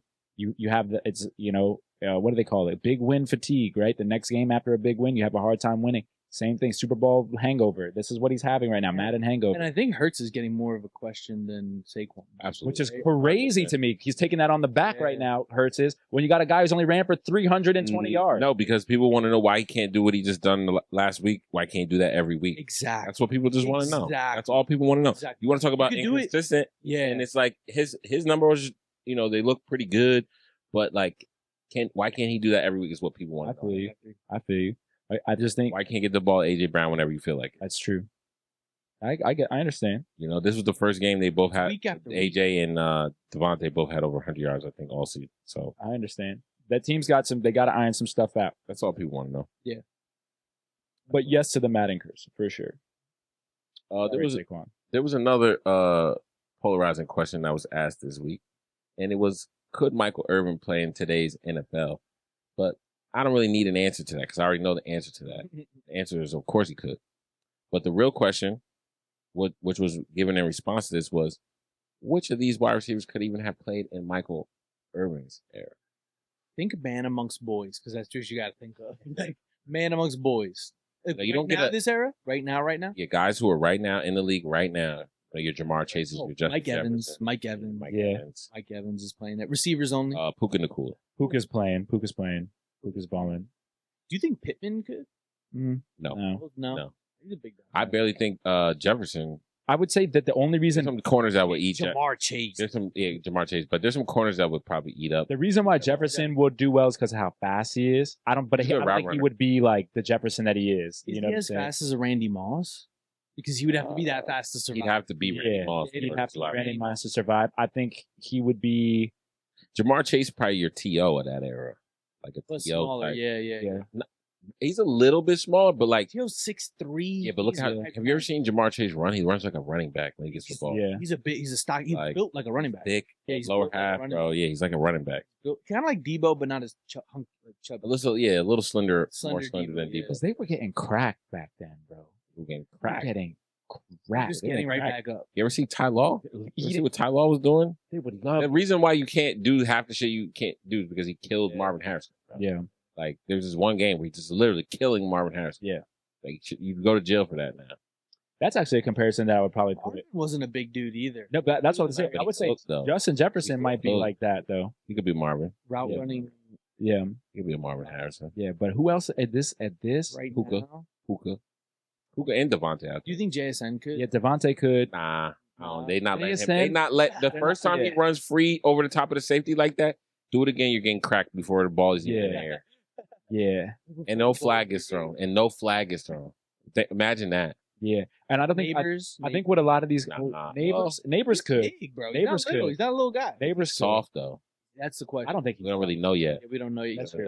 He's only had one season. Yeah, we don't really know yet. What I will say is, Early to tell. Yeah. yeah, I don't know, bro. Who else out there? Tyreek Hill. Tyreek. A lot of people saying no. Oh, They're saying for speed maybe, but as soon as he gets hit one time, that's it. He'll get Ronnie Lott, but you gotta tag. But you gotta tag him though, and he's not getting tagged like they would have found a way, bro. Ed Reed, Some speed is speed. AJ Brown. AJ Brown. Yeah. AJ Brown. Bro. peak AJ Brown. And DK. Yeah, DK. Size wise, could play. DK, yes. DK could play. Skill wise, I don't think so though. DK could play. DK skill wise, I don't think so. But size wise, Yeah. yes. That would help. Like him. durability, That yeah. would help him play. Yeah. Bro, there's maybe not a lot. Keenan Allen. Maybe a Keenan Allen. Keenan Allen for Keenan Allen, sure. sure. Because Steve Largent type shit. yeah, Like, yeah. you know what I'm saying? Like Running the route. he's running routes, Yeah. catching the ball, just getting Yeah. down. Yeah, Catch the exactly. ball, get down. Catch the He ball, does down. get down, bro. He's Wayne Corbett type shit. Yeah. Like catch the ball, get down. yeah. Any of these footwork guys are just not working out. Because Chad even said on when talking to Justin, he said once I went against a corner who I knew kind of had my number, he stopped with all the bullshit and he was like, "Yo, I just ran straight routes. I would go right off the line and right into my cut. I would stop all the when he would go against someone who really had his number. I just don't know." These footwork guys, they be trying too much footwork and get put on their ass. Well, it's the game within a game. Guys get out coached of their fundamentals. Yeah. Oh no, do it like this. I want you to do it. Yeah. Like Yeah, you gotta stay fundamentally sound. Yeah. But then at the end of the day, I think you have to let your natural ability win over. Nico Collins could play. No, No? I don't think You so. don't think the size, It's a little pure soft size? for me. I think He it's gets too hurt. He's soft. always a He banged does get up. hurt. He does Yeah, get hurt. He's fucking not making it out of one game. Okay. But Because I remember durability is part of the story. Devontae probably could. Devontae for sure, Devontae, yeah. he's smart. He might not be one of the best receivers back then, but Ah. he's playing well. You think Wilson on the Jets could? He's too little, bro. Skinny, bro. I know, but he's Skinny not. is- He's not Tyreek fast though. He's not that. He's another one of those guys. He don't care, bro. There was mad dudes that were fast back then. There was some track athletes They that just played, crack- but they just gonna crack. crack you, bro. Yeah, They're gonna get one on you. And back Yeah. then, the camera wasn't as many cameras. They weren't paying. yeah. Sometimes people were getting cracked, and we're never gonna see Yeah, the footage of that. Fact. Never gonna see the footage unless you watch game footage, like coaches film from back then. Fact. There's not many people, man. There's another. It's that Joe, Oh, Joe Jackson effect. who's the dude who played on the Texans? Calvin Johnson could have played. Oh yeah, for sure. Played on the Texans, jumped a bunch of teams. Andre. Oh Hopkins. yeah. Yeah, Hop could Prime play. Hopkins, yes. Prime Hop could play. Because Hop would get cracked, and he's such a dog, though. He wouldn't give a fuck. Yeah, he's a dog. Nah, he's good. You know, I would say Prime Hop. I don't think we got to see That's a enough of team. Hop That's yet. a that's a player that a lot of teams should quarterbacks trade got for. wasted on. That's a team that that's a guy teams should trade for. Yeah, but do you think they're Hop, gonna give right? him up though? Why They're not? ass. They're 1-6. Who else do they have? I mean, they still got Flowers. They still got, you know what I'm saying? They still They're got not Bateman. making They still the got playoffs, Bateman. They still got Bateman. The Giants should go get I feel bad for Hop. Lamar, bro. The Giants should go They're get Hop ruining- right They're now. ruining that man's career. I mean, he's not playing right now. No, I know. I'm just saying. They're ruining his career in that the personnel that gets put out there is that bad. Bro, they look horrible. I know, they Their look defense, fast. bro, But their that's defense. always been the nature of their franchise. Their bro. defense. That's always how they. They're just hurt, bro. They're just hurt. They're just hurt. They're just hurt. Allow them to get one of these top picks this year. I just don't think they're very good this year. I'm gonna Yeah. be honest with you. It's not. I don't think it has to do with injuries. I- They were bad week 1. That's true. After the At game, week 2. Marlon Humphreys tweeted, "Should I go on a glizzy tour and do 50 Yeah, states? he's a 50 glizzy. Yeah. You should do that. Bro, the fan base is Marlon Humphrey, you should absolutely go on a glizzy. Marlon Humphrey You're is not week going. 8, You're not bro. going on a lock niggas down tour. So go on a glizzy tour. Not locking anybody up. But yeah, let's jump into some 7-on-7 preview of this week's games for week 8. All right, y'all know what it Plus is. 7. Y'all know what it is. 7-on-7. We're going to run through these. All right. As you know, we're sitting with the largest ATL fan right here, okay, when it comes to the Atlanta Falcons. So we're going to start off 7-on-7 like we always start off 7-on-7 with the Atlanta Falcons against the Miami Dolphins, the middling Miami Dolphins. But it's the NFL, so on any given Sunday, any team could play the best of their ability. And Atlanta's known to drop games like this. But on this 7-on-7, I've got Atlanta, even though banged up, even though wide receivers getting kicked off the team, wide receivers getting hurt, different things going on, coaching staff looking weird, Atlanta's taking that game because I don't think that the team. Listen, if we want to show that we're a good team, Atlanta's going to take Miami. Plus, I think even if we try to give it away, Miami will just do something to make it even worse. Because what happens if you guys do lose this game? If we lose this game, I don't think the season is over. But they have to make real decisions about this coach. This is a bad football team that you're about to play against. So this is a bad team. But I mean, the Panthers were not that good of a team either, and they lost. So they got to. The Panthers are better than the Dolphins. They got to show. Listen, I've been complaining about it. Zach Robb, I don't think he's a good offensive coordinator. Our defense is good. I think that if they lose this game, bro, it's not the end of the season, but there's some real questions. There's some real questions because Atlanta is not one of these next man up teams. They got gaps. They don't make trades. Listen, they don't make trades. When your number one linebacker goes down and you have a 5'10", 200-pound linebacker, like not 190-pound linebacker. Why is that guy even on your roster? That's what I'm saying. Because he's a team guy. He's a team guy. He understands the playbook. Like, it's like, okay, cool. Like, he's a special teamer. When something like that happens, you gotta go get somebody. Because we're gonna, unless they think Jalen Walker's gonna do it. But that's Miami against ATL. We got ATL, Atlanta Falcons. They're playing at home too. They always play better at home. All right, we got game number 2 for 7-on-7. We got the Minnesota Vikings going against the LA Chargers. This one is a heavyweight matchup, y'all. Minnesota Vikings, even though they've been having injury issues and doing next man up situations as well, they've still been winning some games. Jefferson is still out there playing. Flores has got that defense flying around. And the Chargers also next man up. Who starts for them this week? Do you know? Have they announced yet? JJ or Carson Wentz? They have not announced that, but Carson started this last game, right? So bad. He did not play that well. I think he has to. Yeah, no, he didn't play that well. I think they have to go with JJ because they were between the two of them this last game. I think so. So now it's like, okay, Jay, it's time to get out there. And if that's the case, this is going to be a good one to watch in the afternoon hour because Thursday. On the Thursday night game. This is going to be a good matchup, especially if JJ's playing. We both know teams. You know, I guess the Minnesota Vikings are going to be coming off their injury, and the Chargers they got injuries all over the place, but they still somehow keep playing some good games. But I'm going to go with the Minnesota Vikings over the LA Chargers. I just think that it's going to be tough to get over all the injuries in LA, and that if they get JJ McCarthy back, they're going to play a good game. Okay, we got the next game, game 3 of the 7-on-7. We got the Cleveland Browns against the New England Patriots. Not just the New England Patriots, the 5-2 New England Patriots. This team, as we just kept saying, they just keep winning. They keep playing consistent football, and they're making it happen. And what more do you really want to see? So I'm going to have the New England Patriots over the Cleveland Browns. I want to see 5 in a row. Right, exactly. I want to see. That would be amazing to watch. But here's the thing. The Cleveland Browns are not a team to shake your head at. The Cleveland Browns, even with Dylan Gabriel there, not actually winning them any games. Their defense is still great. Their running back is still a champ, bro. 3 touchdowns last week. That's not, you know what I'm saying? He's out here making it happen, bro.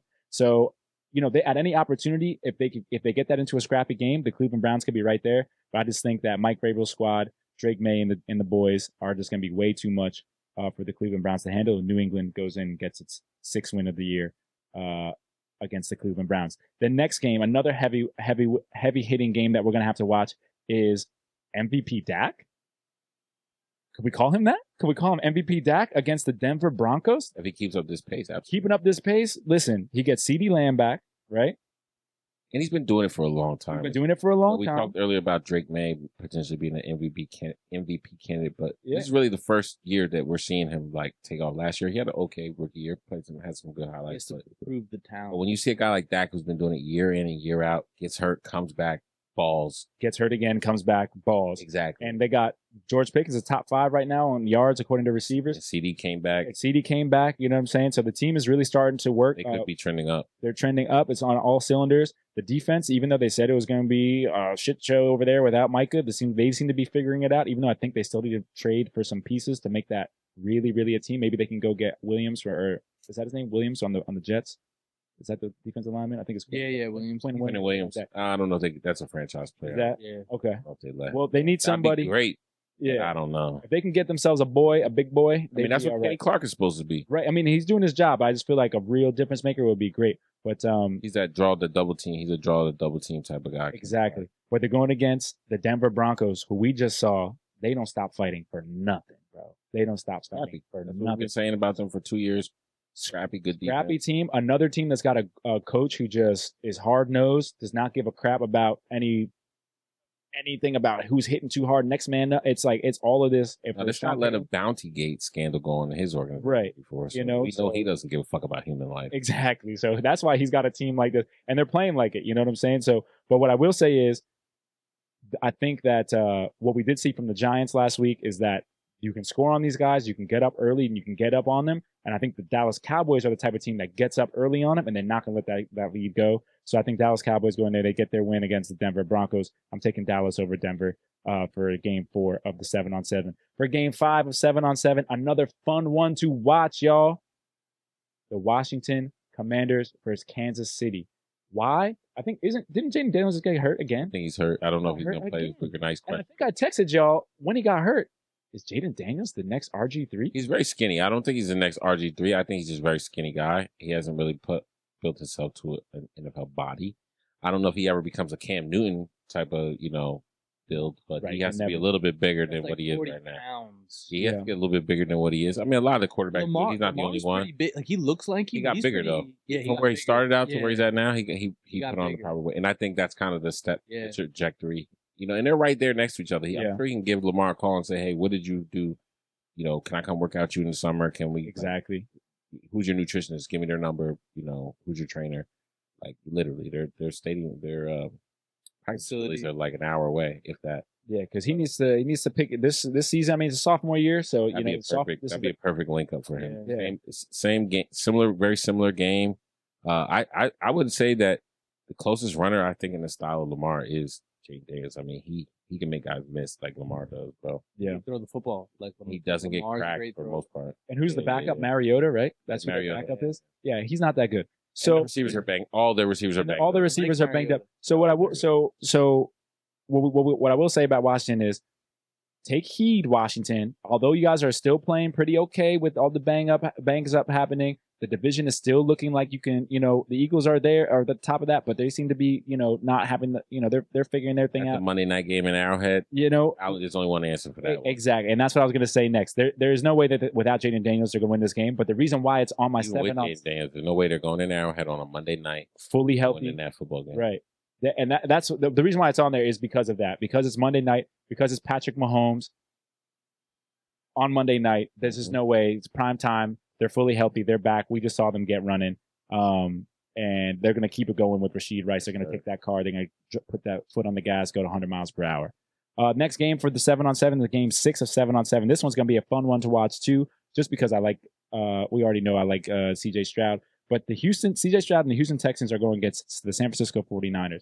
The San Francisco 49ers, another super scrappy team really to watch, because that division is also up for grabs, because all three of the are at the top of that division, the Seahawks, the 49ers, and the Rams. Whoever wins that, I mean, that's going to be a dogfight right there for that division. So I really like to see what the San Francisco 49ers are going to do against the Houston Texans, being that they don't even have half their team, but they still seem to keep winning games. And I think that's the Christian McCaffrey effect. He's looking like Christian McCaffrey a couple years ago. And as long as he can keep it up, that team is in it every single game.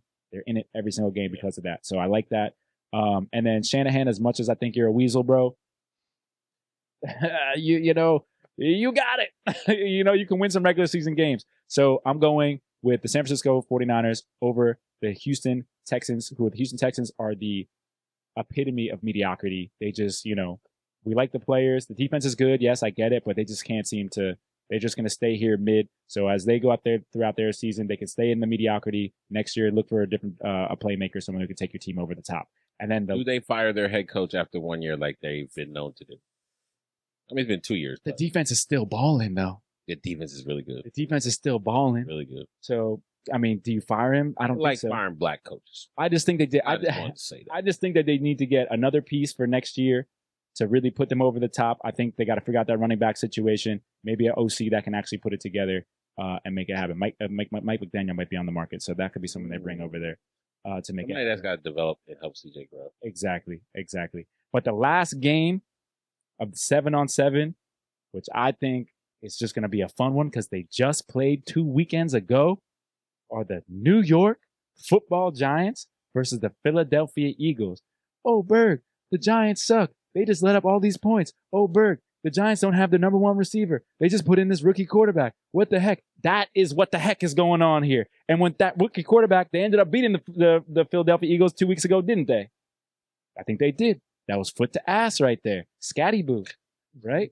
Foot to ass right there. That's a new saying. Yeah, that's the new like saying. That. I like that. That's new- What is the real? What is The it? thing is belt, Oh, the belt to ass, but foot to ass My is foot to your ass. yeah. We're What? going foot to ass is the new Yeah, I like man. that. Foot to ass. Listen, ass is the new saying. Listen, For sure. one thing, like you said, one thing with Jackson Dart, He's foot to ass. he's bro. a foot to ass type of That's how guy. he's playing. It's You know like what I'm saying? He's playing for first downs and touchdowns. And that's it. His energy is contagious, and I think that the way from the outside looking in, the way this team is built, the personalities that are on, the attitude that's there. I don't think they're coming in here like, oh, we just beat them, so if we don't beat them, it's okay. I think they're coming in here with, we beat them one time, so we're gonna whoop that ass again, and we're gonna come in there and make it happen because, like you it's said, a must win for the Eagles. it's a must win for the It's Eagles. must win. To me, actually, is a must win for the Giants too. Both of them. For both of them. We just said the Giants need to show how they can bounce back after a loss, especially with this rookie quarterback. I think this is a team that they could do that with. They got an inconsistent quarterback. They got an inconsistent running back. They got an inconsistent coach. You know what I'm saying? And on any given Sunday, I think it can happen. And like we said, the Giants are the epitome of foot to ass, man. Mm. It's going to be a dog I fight. wouldn't say that they're Well, epitome of no. foot to ass. They're epitome of this. They're epitome of if you're putting the Maybe not foot their to ass. If you're putting the foot to their ass, they're going to find a way to try to get a punch in. Right. They're going to try to. They're find gonna a swing. way. They're gonna Like swing. that. swing. Nah, I like that. I You know like what I that. mean? I like Yeah. that. They may be getting their ass whooped, but I they're like going to. that. And that's the type of roster they got. Absolutely. You know. So Yeah, you gotta make do with what you got. so So you might as well fight. exactly. So Berg, Are you talking to yourself? are we saying? Yeah, I'm George Pickennings right now. I'm George Pickennings right now. Berg, if you talk so highly about the Giants, are you about to pick them to be the last winner of the 7-on-7? I cannot, in good conscience, tell the people of America to put their money on the New York Giants when they're playing the Philadelphia Eagles. I am so sorry, y'all. The Philadelphia Eagles are going to take that game. Damn. Do I believe it? No. Am I going to say You it? just set them up that whole time just to do that. Bro, in what world can I actually pick the Giants to beat the Eagles, bro? You see, bro. Remember, Come on, man. remember what game we're playing? This is It's football. any oblong given shaped ball Sunday, that bro. bounces in any direction. You know what? At any given time. You catch the chin just right. You know what? Just right. That one punch could knock you the hell For the out. first time on 7-on-7, I'm gonna do this. I'm gonna take that pick back, and I'm gonna ask my We're ask my co-host. I'm gonna ask my Don't put co-host. that on us. I'm This is gonna ask not. my co-host. Where are they playing? Where are they playing? in Philly. They're playing in Philly. Nah, I gotta go with the Philly, bro. I gotta go with Philly. There's no way. And I love Jackson Dart. I think that they're gonna come in there. They're gonna play a great game. And they need to win. They need to win to show their fortitude. I think they need to win to show them that they're not just a one-trick pony from that first game. Absolutely. But It depends who This feels has- like they got their back against the wall the most. You know what I mean? Philly for sure. what did they say? Philly with a silver spoon. Giants are like, if I don't do this today, I No, may not have a one- job next Yeah, week. and the Yeah. Giants have to play with that same desperation for here on out. Here on out. And the thing is this: if they win, it validates the last victory they had against Philly. I want and them it to win. proves that last week was a fluke. But if they lose, you can't. There's no question about last week getting What if they blown lose out. by field goal? What if they lose by field goal? That's It hurt. just shows you that they are who they are. They are who they Now are. we say overhype, underhype, hype is real. Then the hype is just real. Yeah. Exactly. That hurts. But listen, even us talking about this, my gut. What did we say? We gotta go But with I the would gut. still say that's a good. I still would say that. I mean, obviously, there's no moral victories in football. Yeah. But I would still say that there is some sort of validation if you can keep it a close game and Yeah. lose, rather than get your ass. Away. Yes, Yeah. Right. So what I will say is, divisional I rival. I did just say the Eagles, but this is my for real pick. It is going to be the Giants. My gut, because when we were just talking about that, my gut started growling. It started saying like, it's like, oh, you know Nah, what? don't jinx us, bro. I'm not going to jinx it. I'll go with the That's Giants. it. You So go we're with gonna the Giants? so we're gonna round it up. Atlanta versus Miami. It's Atlanta. Minnesota versus the Chargers. It's Minnesota. It's Minnesota. Cleveland versus New England is New England. Dallas versus Denver is Dallas. Washington versus Kansas City is Kansas City. Houston against San Francisco is San Francisco. And the Giants versus Philly is the New York Football Giants. I'm going with the gut on that. That's your 7-on-7. Y'all take it how you want. Well, we appreciate that. I'll jump into some waiver wire pickups for this week. Joe Flacco. We saw Joe Flacco. Got 2 veteran, elite, high-paid wide receivers. Got to get them the ball. Got to get them to produce. They got who are they playing this week? They're playing the Jets. So Flacco coming back. He played 4 years for the Jets. Started about 11 or 12 games in that time. So I would say he's a former Jet, and he's coming back to get a little get back. I'm sure he didn't have a great time while he was here. So I'm looking at Joe Flacco as a waiver wire pick. I actually did pick him up myself for a league, and I'm going to start him this week.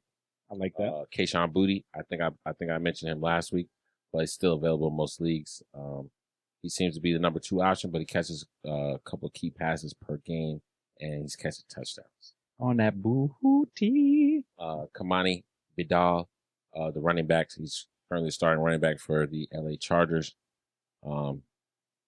Just because, he's available in most leagues. It's hard to find running backs in fantasy football these days. Another LA Charger that I've been looking at, and I don't know if I'm saying his name correctly, but Oronde Gadsden II, which is a crazy name. If my name was Oronde Gadsden, I like that. Am I naming my son that? I don't know. But no disrespect to him, because he's been balling the last 2 weeks as the new starting tight end of the Chargers. So if you're looking for a tight end, and another tight end I'm adding this week is Dalton Schultz. Seems to be a reliable target for CJ Stroud. So if you guys have any waiver wire addition?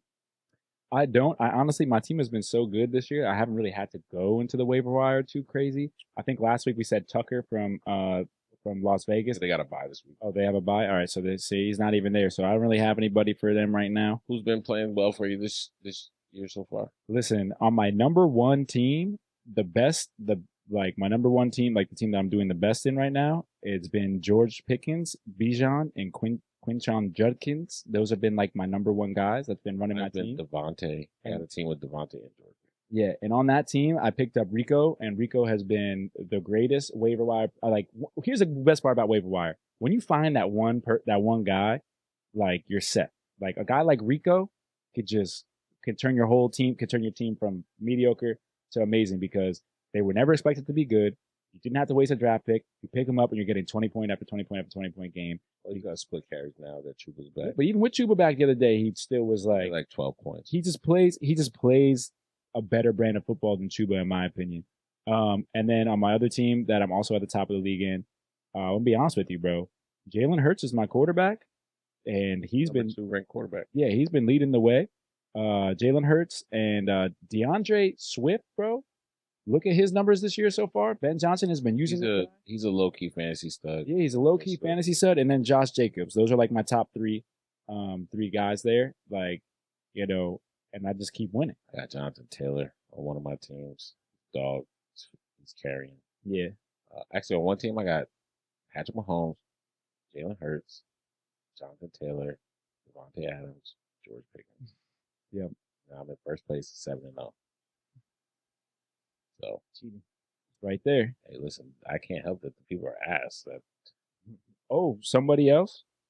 Fantasy and I live drafted that team on the. I'm not. Oh, that's true. That's true. We did live draft. We both live drafted those. That team was 7-0. Yeah, that team is. I got 2 losses on mine. But another quick guy, and he's been on the PUP for all season. But Christian Watson is coming back. He's probably gonna be very limited, but for the Green Bay Packers, I think they need a spark at wide receiver. Yeah, he might not be a difference maker for this one, because it was only 10 months ago that he tore his ACL. But just if you want someone to stash for a second, for maybe not for this week, but for the weeks coming. Christian Watson, he's a big guy, the dog, and the Green Bay Packers need something to get over the edge on offense. And I don't know what it is just yet, because they still play good football, but that could be someone for them. Very well. Let's jump into a quick little college football recap. Crazy upsets this week. Let's start off real quick. Louisville upsets number 2 Miami. Carson Beck throws 4 interceptions, loses the game. Brutal game for the Canes. Carson Beck, a lot of the Heisman talk people, they say he's out of the Heisman talk right now until he gets a bounce back performance. Minnesota takes down number 24 Nebraska. The Gophers are pretty solid. Pretty solid football team. I don't know if they're a playoff bound team, but their team in the Big Ten, again, another team putting on for the Big Ten. Coach Fleck. They're doing pretty well. If you can have a a winning record in the Big Ten, you're a pretty good football team. Number 4, Texas A&M barely survives Arkansas. Arkansas is not that good. They're a little scrappy. They're trying to build their program back up. They used to have traditionally been a long successful program, but as of right now, they're not doing so good. But Texas A&M, number 4, barely getting a win. I think they won by 3. What's so good with that Arkansas quarterback, though? Isn't he? Oh, no, that's not Arkansas. It was Arkansas? No, that's Oklahoma. Never mind. No. Ohio State gets a dominant win over Wisconsin. I mean, they're looking like they're headed for another big playoff run. Oregon, big win over Rutgers as far as score-wise. We went to that game. We did. Oregon, they were doing Oregon things. They look like the Oregon Ducks, bro. They look like Oregon Ducks, just more athletic, faster, stronger, bigger, better.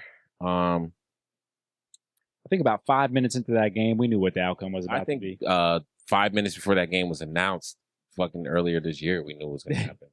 But we went there. We had a good time. We got to sit in the suite. We sat in the suite.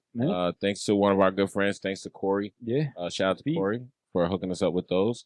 I would tell you that was a different perspective to be in that, and it made the game more enjoyable. Despite what was happening on the field.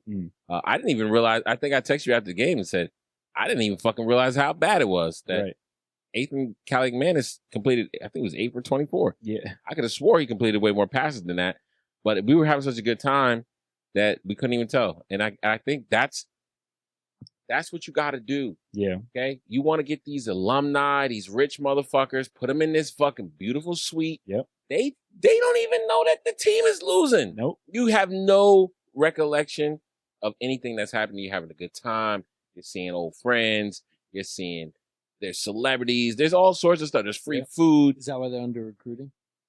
This isn't really the recruiting area. This is for alum. It's more like alumni. Yeah, it's more of like an alumni area, but that can be very misleading about what's going on. You think you're having a good time. Yeah. You think a lot of those people stayed. Like you see people leaving the stadiums, all those people stayed because they're having such a good time. The food is free. Yeah, you know what I'm saying? I think we're even a little cheaper. The drinks were a little cheaper, and you're around other people who are like a good vibe. That was a good vibe. And it was homecoming weekend, so they had a couple extra people in there that may not normally be around in town. Everybody was in town.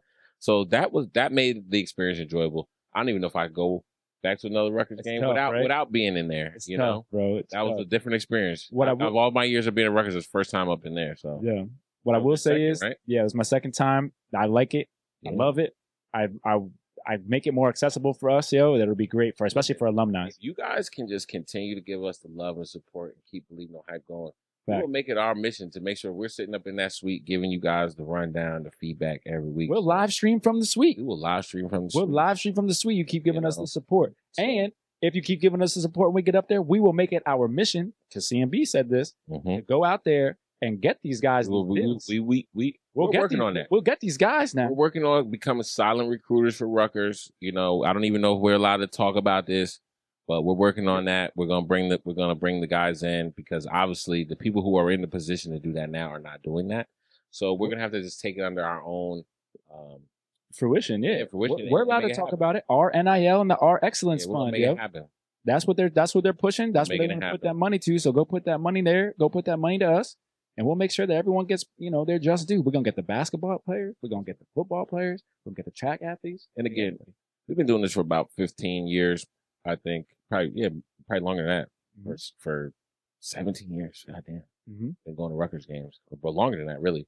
But just from when you were in school there to now, we've been running. So we've seen the ups and the downs. Mostly downs. When I started going to Rutgers game, my first Rutgers game was literally the greatest Rutgers team of all time. Yep. Mike Teal, Ray Rice, Kenny Britt, Taekwon Underwood.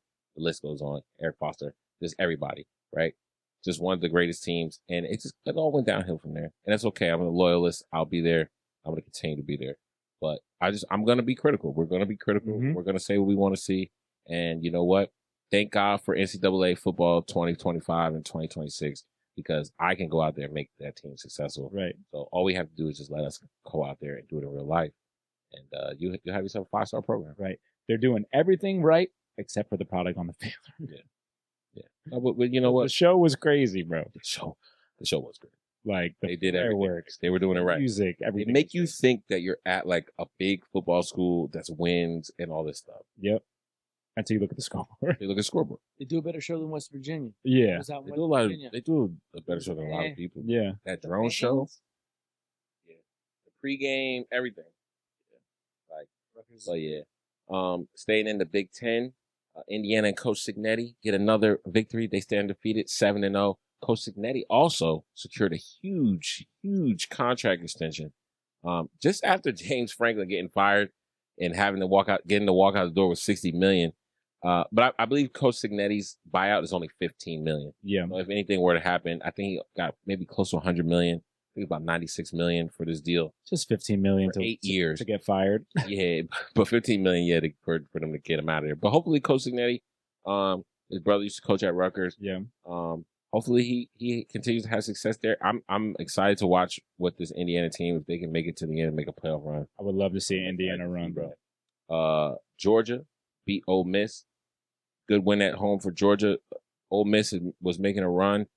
Hopefully that doesn't knock them too far out of. I think they're still in the top of the rankings, but that was a pretty good game. I think I had Georgia winning, but Ole Miss, a force to be reckoned with still. I think don't count them out just yet. Bama got a win over Tennessee. You guys know I love Tennessee. That is my in-game team in NCAA football, but Bama gets a win. Bama, we were having questions about Bama earlier this year, so it's good to see them. I mean, that coach was under a lot of pressure. Like if he lost a couple more games, he might have been on that list of getting fired too. So it's good to see Bama coming back. I don't want to say they're old Bama, but this is probably the best version of this Bama that we've seen so far under Kellen DeBoer's tenure. Texas Tech, number 7, they did fall. They fell to Arizona State. Big upset. Vandy beat LSU, number 17 over number 10. Vandy's now 6-1. Are we looking at a quick little Cinderella run for them this year? Do they make a playoff run? Notre Dame has fought their way back into the top of the rankings. They beat USC. Listen, that was a team we 100% questioned at the beginning of this year. Yeah. Were they going to be able to get it done? They lost two ranked teams to start the season, but they've been on fire ever since. I think they've won 5 in a row now. Oklahoma, that's who you were referring to before. Oklahoma, they get a bounce back win after the Red River rivalry loss. They beat South Carolina Gamecocks. Our boys at Brigham Young pulled out another one. They won the what we call the Mormon Bowl. What's it, Bernheimer? Bernheimer? Balling. Bernheimer? That's a rivalry game. Big win for BYU. They're rising up the ranks. I think they moved to number 12. And then Texas gets another win. It wasn't pretty. It wasn't big, but they got the win. That's the most important thing for a team like them, who trying to prove the doubters wrong. Started out the season highly ranked, just like Penn State, and took a tough fall. I mean, at the beginning of the year, it should have been clear-cut Ohio State, number 1. I don't even know why it was a question about that in the top 3, like Texas or Penn. And now that's almost disrespectful that Texas, Penn State were in the same conversation as Ohio State to start the season off. Right. After what we've seen so far. So, and last but not least, let me jump into, I'll give you a quick update of the race. I'm just going to give you the top 12 teams right now, looking at the playoff race. We got Ohio State and Indiana undefeated, sitting at 1 and 2. Texas A&M also undefeated, sitting at 3. Bama 4, 6-1. Georgia 6-1 at 5. Oregon 6-1 at number 6. Georgia Tech 7-0. Georgia Tech. Georgia Tech beat Duke this weekend. Pretty good game. I did get to watch that. Ole Miss has dropped down to number 8, but they're still in the running. Miami has dropped down to number 9. They're 5-1. Vandy at number 10. Brigham Young at 11, and Notre Dame at 12. So if the playoffs started today, that'd be our playoff team. Do you think that I mean, obviously it's happening, but I think we're seeing the real effects of, like, not just NIL, but just the fact that the playoffs affect too, because you're seeing a lot of teams up there, like Vandy's, the BYU. The playoff is mad. Because remember before, it was like the top 2 teams, that was it. You had to be undefeated, or else you were not considered one of the best. Yeah. So now it's like, now you can go undefeated but still win the chip. And I think we're starting to see that's how we're starting to see some of these teams move their way up into the top. You want to be playing good football towards the end of the season. Yeah. Because you want to be in the top 12 and when that last set of rankings comes out. And I think the playoffs have their own separate committee of voters. Like the top 12 that we see here on the coaches poll in the AP may not be who they think is the top 12. So you have to remember that at the end of the day. Yeah. That the college playoff crew, that committee, they can vote in whoever they want as the top 12. but they usually pull from like the top 14, 15, 16 teams. So you want to be in there. You want to be in that conversation. But the best way to do that is to be ranked in that top 12 and be playing well towards the end of the year. I think a good conversation for next week for college football could be whether or not we like the old system or the new system better. Because I kind of miss some of those conversations of the coaches polls, the AP polls. Like, that was a fun time. Was that fair? No, but was it fun? No, it wasn't always. It wasn't always. Some games to look at this week coming up. You got UCLA at Indiana. UCLA been shaking up. Stole a couple of victories so far this year. So Indiana want to stay clean. That's Big Ten action. Texas, they're going down to face Mississippi State. That's going to be a tough challenge for them. Although Mississippi State not highly ranked, they're always a competitive, fire up team in the SEC. They're that underdog of the SEC. They still wins away. And Texas, we still have yet to get a good consensus. I don't think we're gonna know all year what they are until next year. You got Texas A&M at LSU. That could be a good one. Who else? We got Ole Miss at Oklahoma. That's going to be a good one. Actually, I'm gonna get up early because that one's at 12 o'clock on Saturday. Definitely gonna be watching that one. And then you got Missouri, number 15, Missouri at Vandy. That should be a good win for Vandy if they can get it. I didn't even realize Missouri was even ranked that high. They're kind of flying under the radar a little bit. Mizzou. And then you got Michigan State. Michigan, not too highly ranked teams. Michigan's 25, but that's a game that's always you're gonna get the best of rivalry games right there. That's a rivalry's oldest time right there for sure. If Rutgers is playing this week, I think they're playing Purdue. Yeah, if I'm not mistaken. Hopefully they can get a victory for us. If they can just win out these games are supposed to win, they can maybe go to a bowl game and we can feel some type of way about them. But you know what? My opinion is I kind of want to see them lose so they can get this guy out of here. I feel like they're on this. Wait, like, what guy? What guy? Who you want out of here? Greg. Oh my God. You want him gone? They are on this. I feel me and my friend, and I can't name who, but me and my friend were talking, and we think that we're on this whole kick of like they can only win with Greg Schiano, and that's not the case. No, I don't think that's. I hear what you're saying, but I know they can win. Someone else could come there and win, but who? I mean, Franklin's out there, bro. You need somebody to bring in 5-star guys. Yeah. Period. Yeah. These are not 5-star guys. I mean, James Franklin can do that. A lot of 3-star guys. Yo, they could have Deshaun Jackson as the head coach, and they would get more guys. I don't know about that. But I don't think they're going to go in like a James Franklin direction because they never do that. The biggest person they can hire is Greg Schiano. It's the bag, bro. It's the stories of recruits walking up to Texas Stadium and they have Lamborghinis. Yeah. Revving their engines when the recruits walk up like that. Yeah. And I like Greg. I think he does. I just don't. How do you do that? I feel like we're stuck. I feel like we're stuck right now. Think about what makes Jersey special and try to highlight those things. Think about the time of months. A lot of that's true. Goes down. And what we're doing here in that time. That's true. I just don't think they're showing them the right stuff. You know, fall New Jersey. Like, what can we show them to like, bro? This is a good place to be. Yeah. You're not trying to go. The recruits aren't trying to go pumpkin picking. I'll tell you that much. Let's switch it up a little bit. We got the World Series is set. Dodgers versus the Blue Jays. I'm talking about USA versus Canada. Let's make it like that. I want it like that. Or what's this? Who is it? The Blue Jays versus the Dodgers? Dodgers defending champs. It's exciting to see the Blue Jays. I do like Vlad Jr. That's all anybody knows. Yeah, that's the only one we know. Springer. I like Springer. Springer's been around for a while. George Springer. They got a couple guys on. They got a couple guys. I think they got a pitcher I like on the Blue Jays. But, if I watched baseball like that, I would say a couple things, which is apparently they have the best camera work of all time. Who's that? At the Mets. It's the Mets. Is it just the Mets? So a guy who runs basically the cameras, like cinematography, chooses what goes up. I know a guy who does cameras for the Mets. SN. I think it's the SN. He works for SNI. Went to high school with us.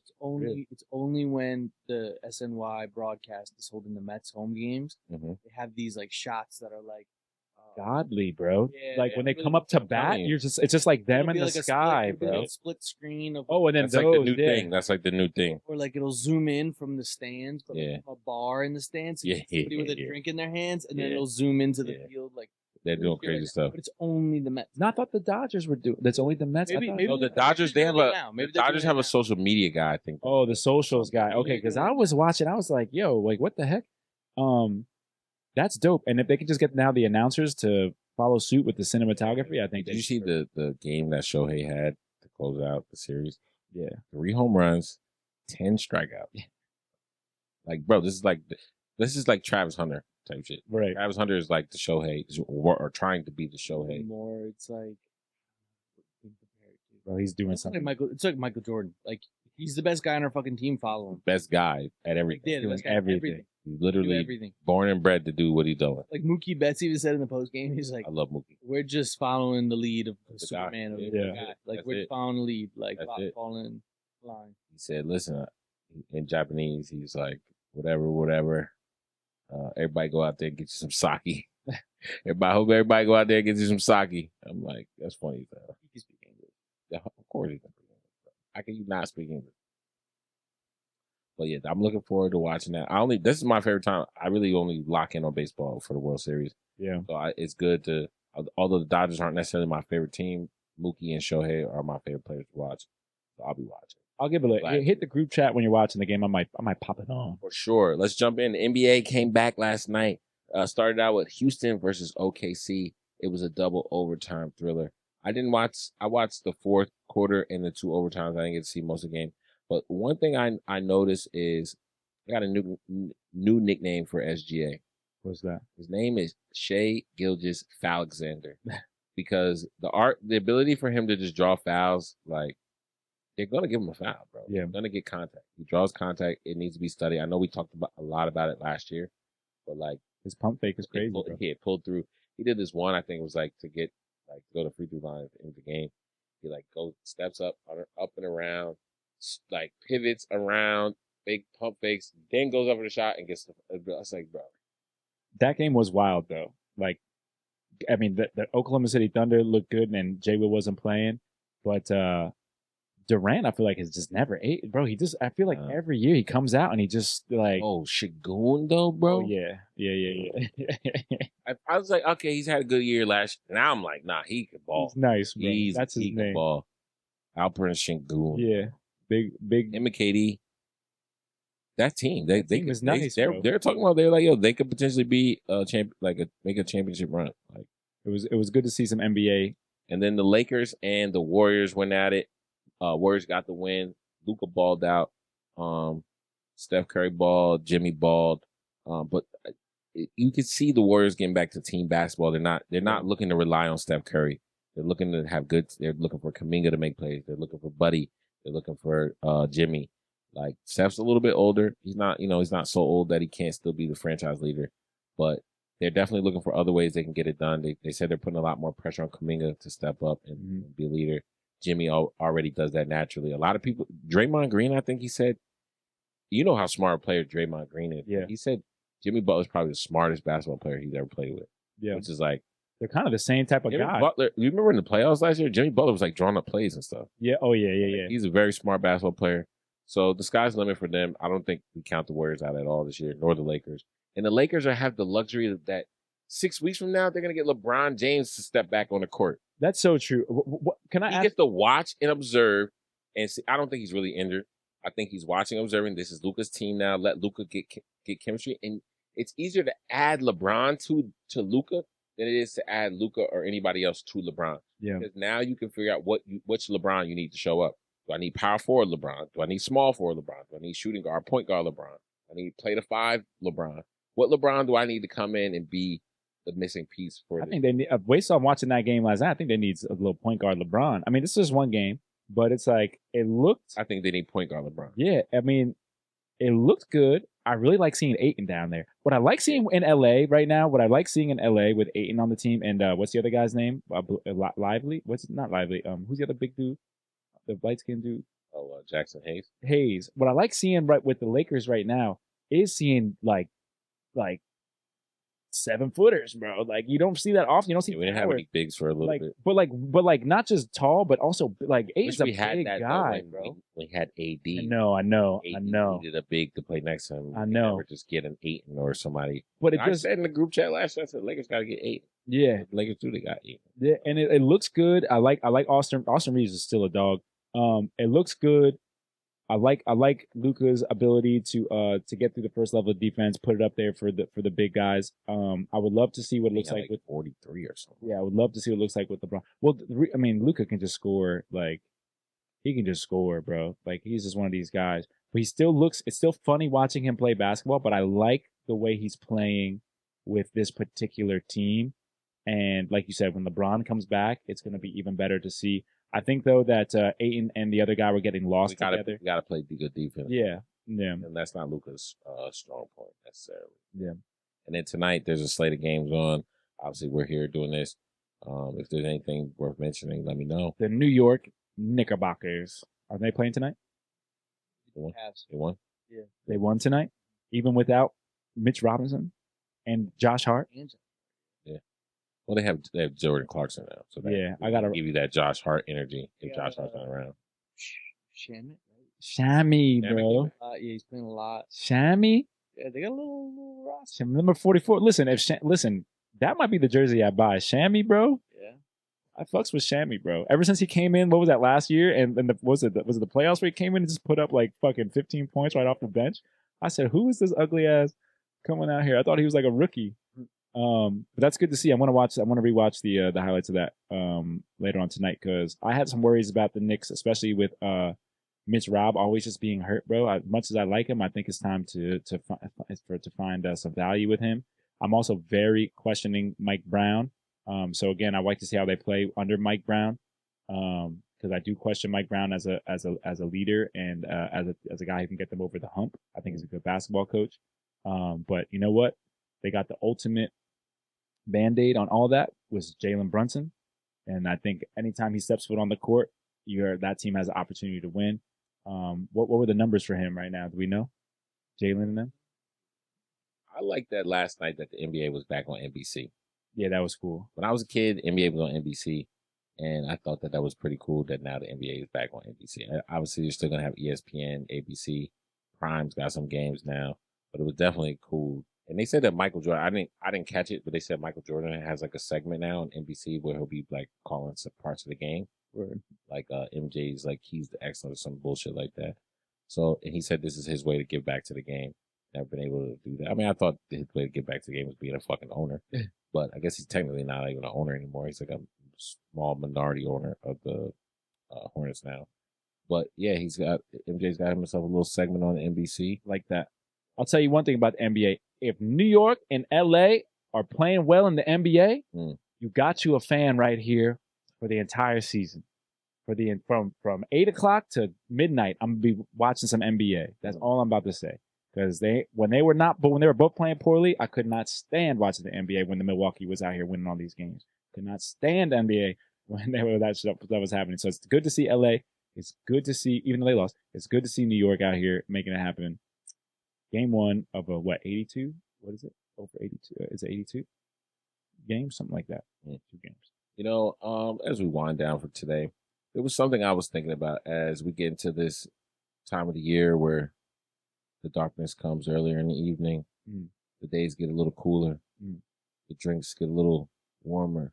And we start to see the old family and friends again. I thought of an interesting thing, which was who are some of the top families in sports and entertainment? You know, off the top of my head, you know, football has a ton of them. You got names like the Mannings. Now you have the Sanders. You have the Edmonds brothers. You have the McCaffreys. You have the Matthewses. You know, in basketball, you have the Currys. You have the Alexander cousins, Shea and Nikhil. Plenty of others. You know, who are some of your guys' favorite families to watch over the years in football, basketball, sports in general? The McCourties. That's a good. Yeah. They were dominant. I was thinking about that when we were at the game the other day. Like, they played together. J-Mac left, went to the league. The league saw how good J-Mac was. They were like, well, there's another one of them. Like, let's get him. And then D-Mac came. D-Mac went even higher. Went to the Patriots. Should have been Rookie of the Year. He came up front. Yeah, was he defensive player? Rookie of the Year? Yeah, but he had 9 interceptions as Rookie Year. I know that much. And he just ended up becoming a franchise player for the Patriots, helping them, you know, get to the second group of championships with Yep. 3, and winning one with his brother too. Yep. So yeah, you're right. That was a good one for sure. Yeah, I'm a big fan of the Matthewses because like They're not just deep. not They're just deep. the brothers and the dads, but the Bruce, the- Clay, Jake, Clay the third. But yeah, they all seem to like they all seem to like Mhm. you know they all balled out. They all played at a high level in the NFL. And Clay, Casey played a little bit. Casey was actually kind of all right. He was good in college. But Clay was something else, bro. Clay was something else. Their dads were fucking. The dads were nasty. ballers, and then the cousins, they're all like, Yeah. when you have a family like that, it's just like, damn, something's in the water there. Big Matthews fans. For sure. Dale Earnhardt. Who the Earnhardt? The drivers, bro. The drivers, That's bro. a big deal. Yeah, for real, bro. They fucked me up. I loved watching NASCAR. I never watched it the same after that. That's a tough one. Winners, bro. If you ain't first, you're last. Yeah, for sure. Good ass drivers, though. Both of them. I like that. That was a good one. I think the McCaffreys, bro, because if you ever heard the story of like what their dad was in the NFL, their dad played with John Elway, won Super Bowls with the Broncos. But they were like, yo, their dad would come pick them up. Like, so say whatever time they had gym class at school, their dad would come pick them up. Like, oh, you got 45 minutes to an hour for this. All right, you're going to come with me. The dad's going to take them to a workout. They're going to go through their own workout with him. Like, they'll go to work out with him before school. He'll come pick them up during school. And then after school, they're going to work out with him. Like, and all of them made it to the league. I'm pretty sure. I think maybe one didn't make it to the league. Max made it to the league. He's the oldest. You got Christian, obviously, and then now you got Luke.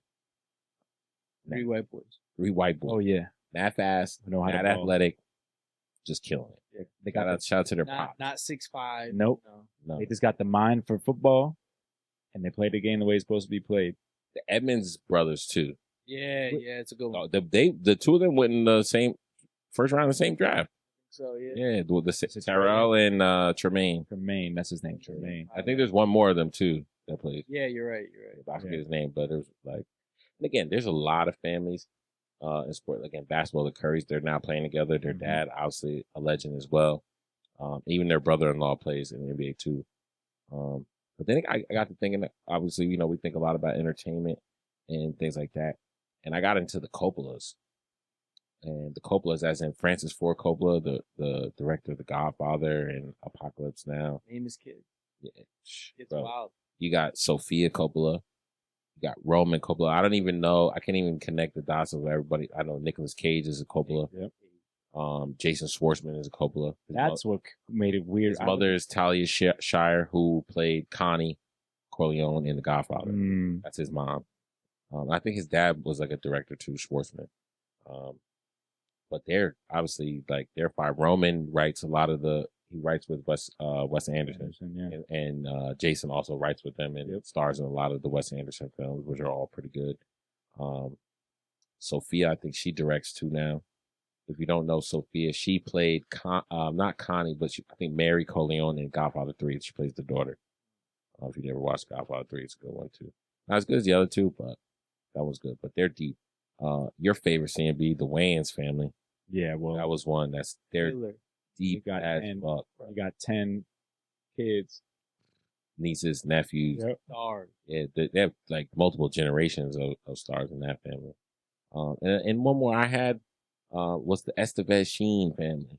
That's one of my favorites. Good old Martin Sheen, Charlie Sheen, Emilio Estevez. They're really the Estevez family. But we know them more prominently as the Sheens. Although Emilio kept the Estevez last name and rocked it. He's probably my favorite. Although I do like Martin Sheen a lot. Emilio, obviously, Mighty Ducks. Like, yeah, the Mighty Ducks. He's just a legend for that. Like, he's a legend, and then he stayed, and then Outsiders. He just like, yeah, bro. He just stayed a legend.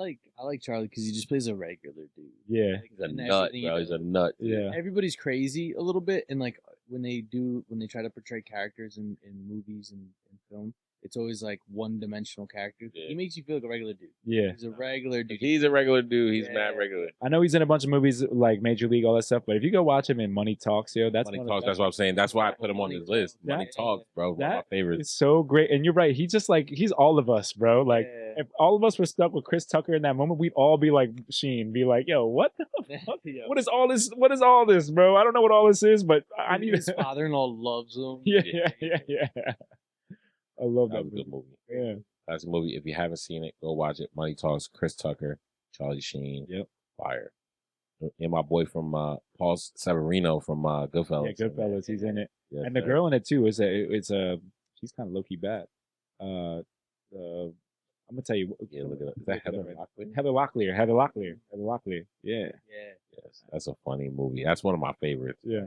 That's a movie you go put on and watch it. Even if you Young Chris just watch it. Yeah. Young Chris. Yeah, prime Chris Tucker. Yeah. I think that was right after Rush Hour. that was, or was it right after, or was it right before? think it was right before. It's between Rush Hour and Friday. Okay. Yeah. It's like Friday, Money Talks, Rush Hour. Killed those three, bro. Yeah. Killed those three. And Fifth Element. Because I was about to say, Fifth Element was in there too. Yeah. And that's a crazy movie. First two DVDs I ever had, like when DVDs became a thing. I don't want to date myself, but again, or at least when they were a thing actually before we were born. But when this generation of DVDs came out, I had not Money Talks, Rush Hour, and Fifth Element. First two DVDs. Yeah. I did have Fifth Element. Mm-hmm. Well, we thank you guys for joining us today. If you laugh, learn, or question the hype, remember to like, follow, subscribe, check us out on all social medias. And we thank you for the support. Thank you for the love. Click that subscribe button. Click the thumbs up. Hit the comments. Absolutely. We Like love it the all. We lines. appreciate it. We appreciate all the love and support. Thank you guys for tuning in. And we are signing out for tonight. And remember, believe no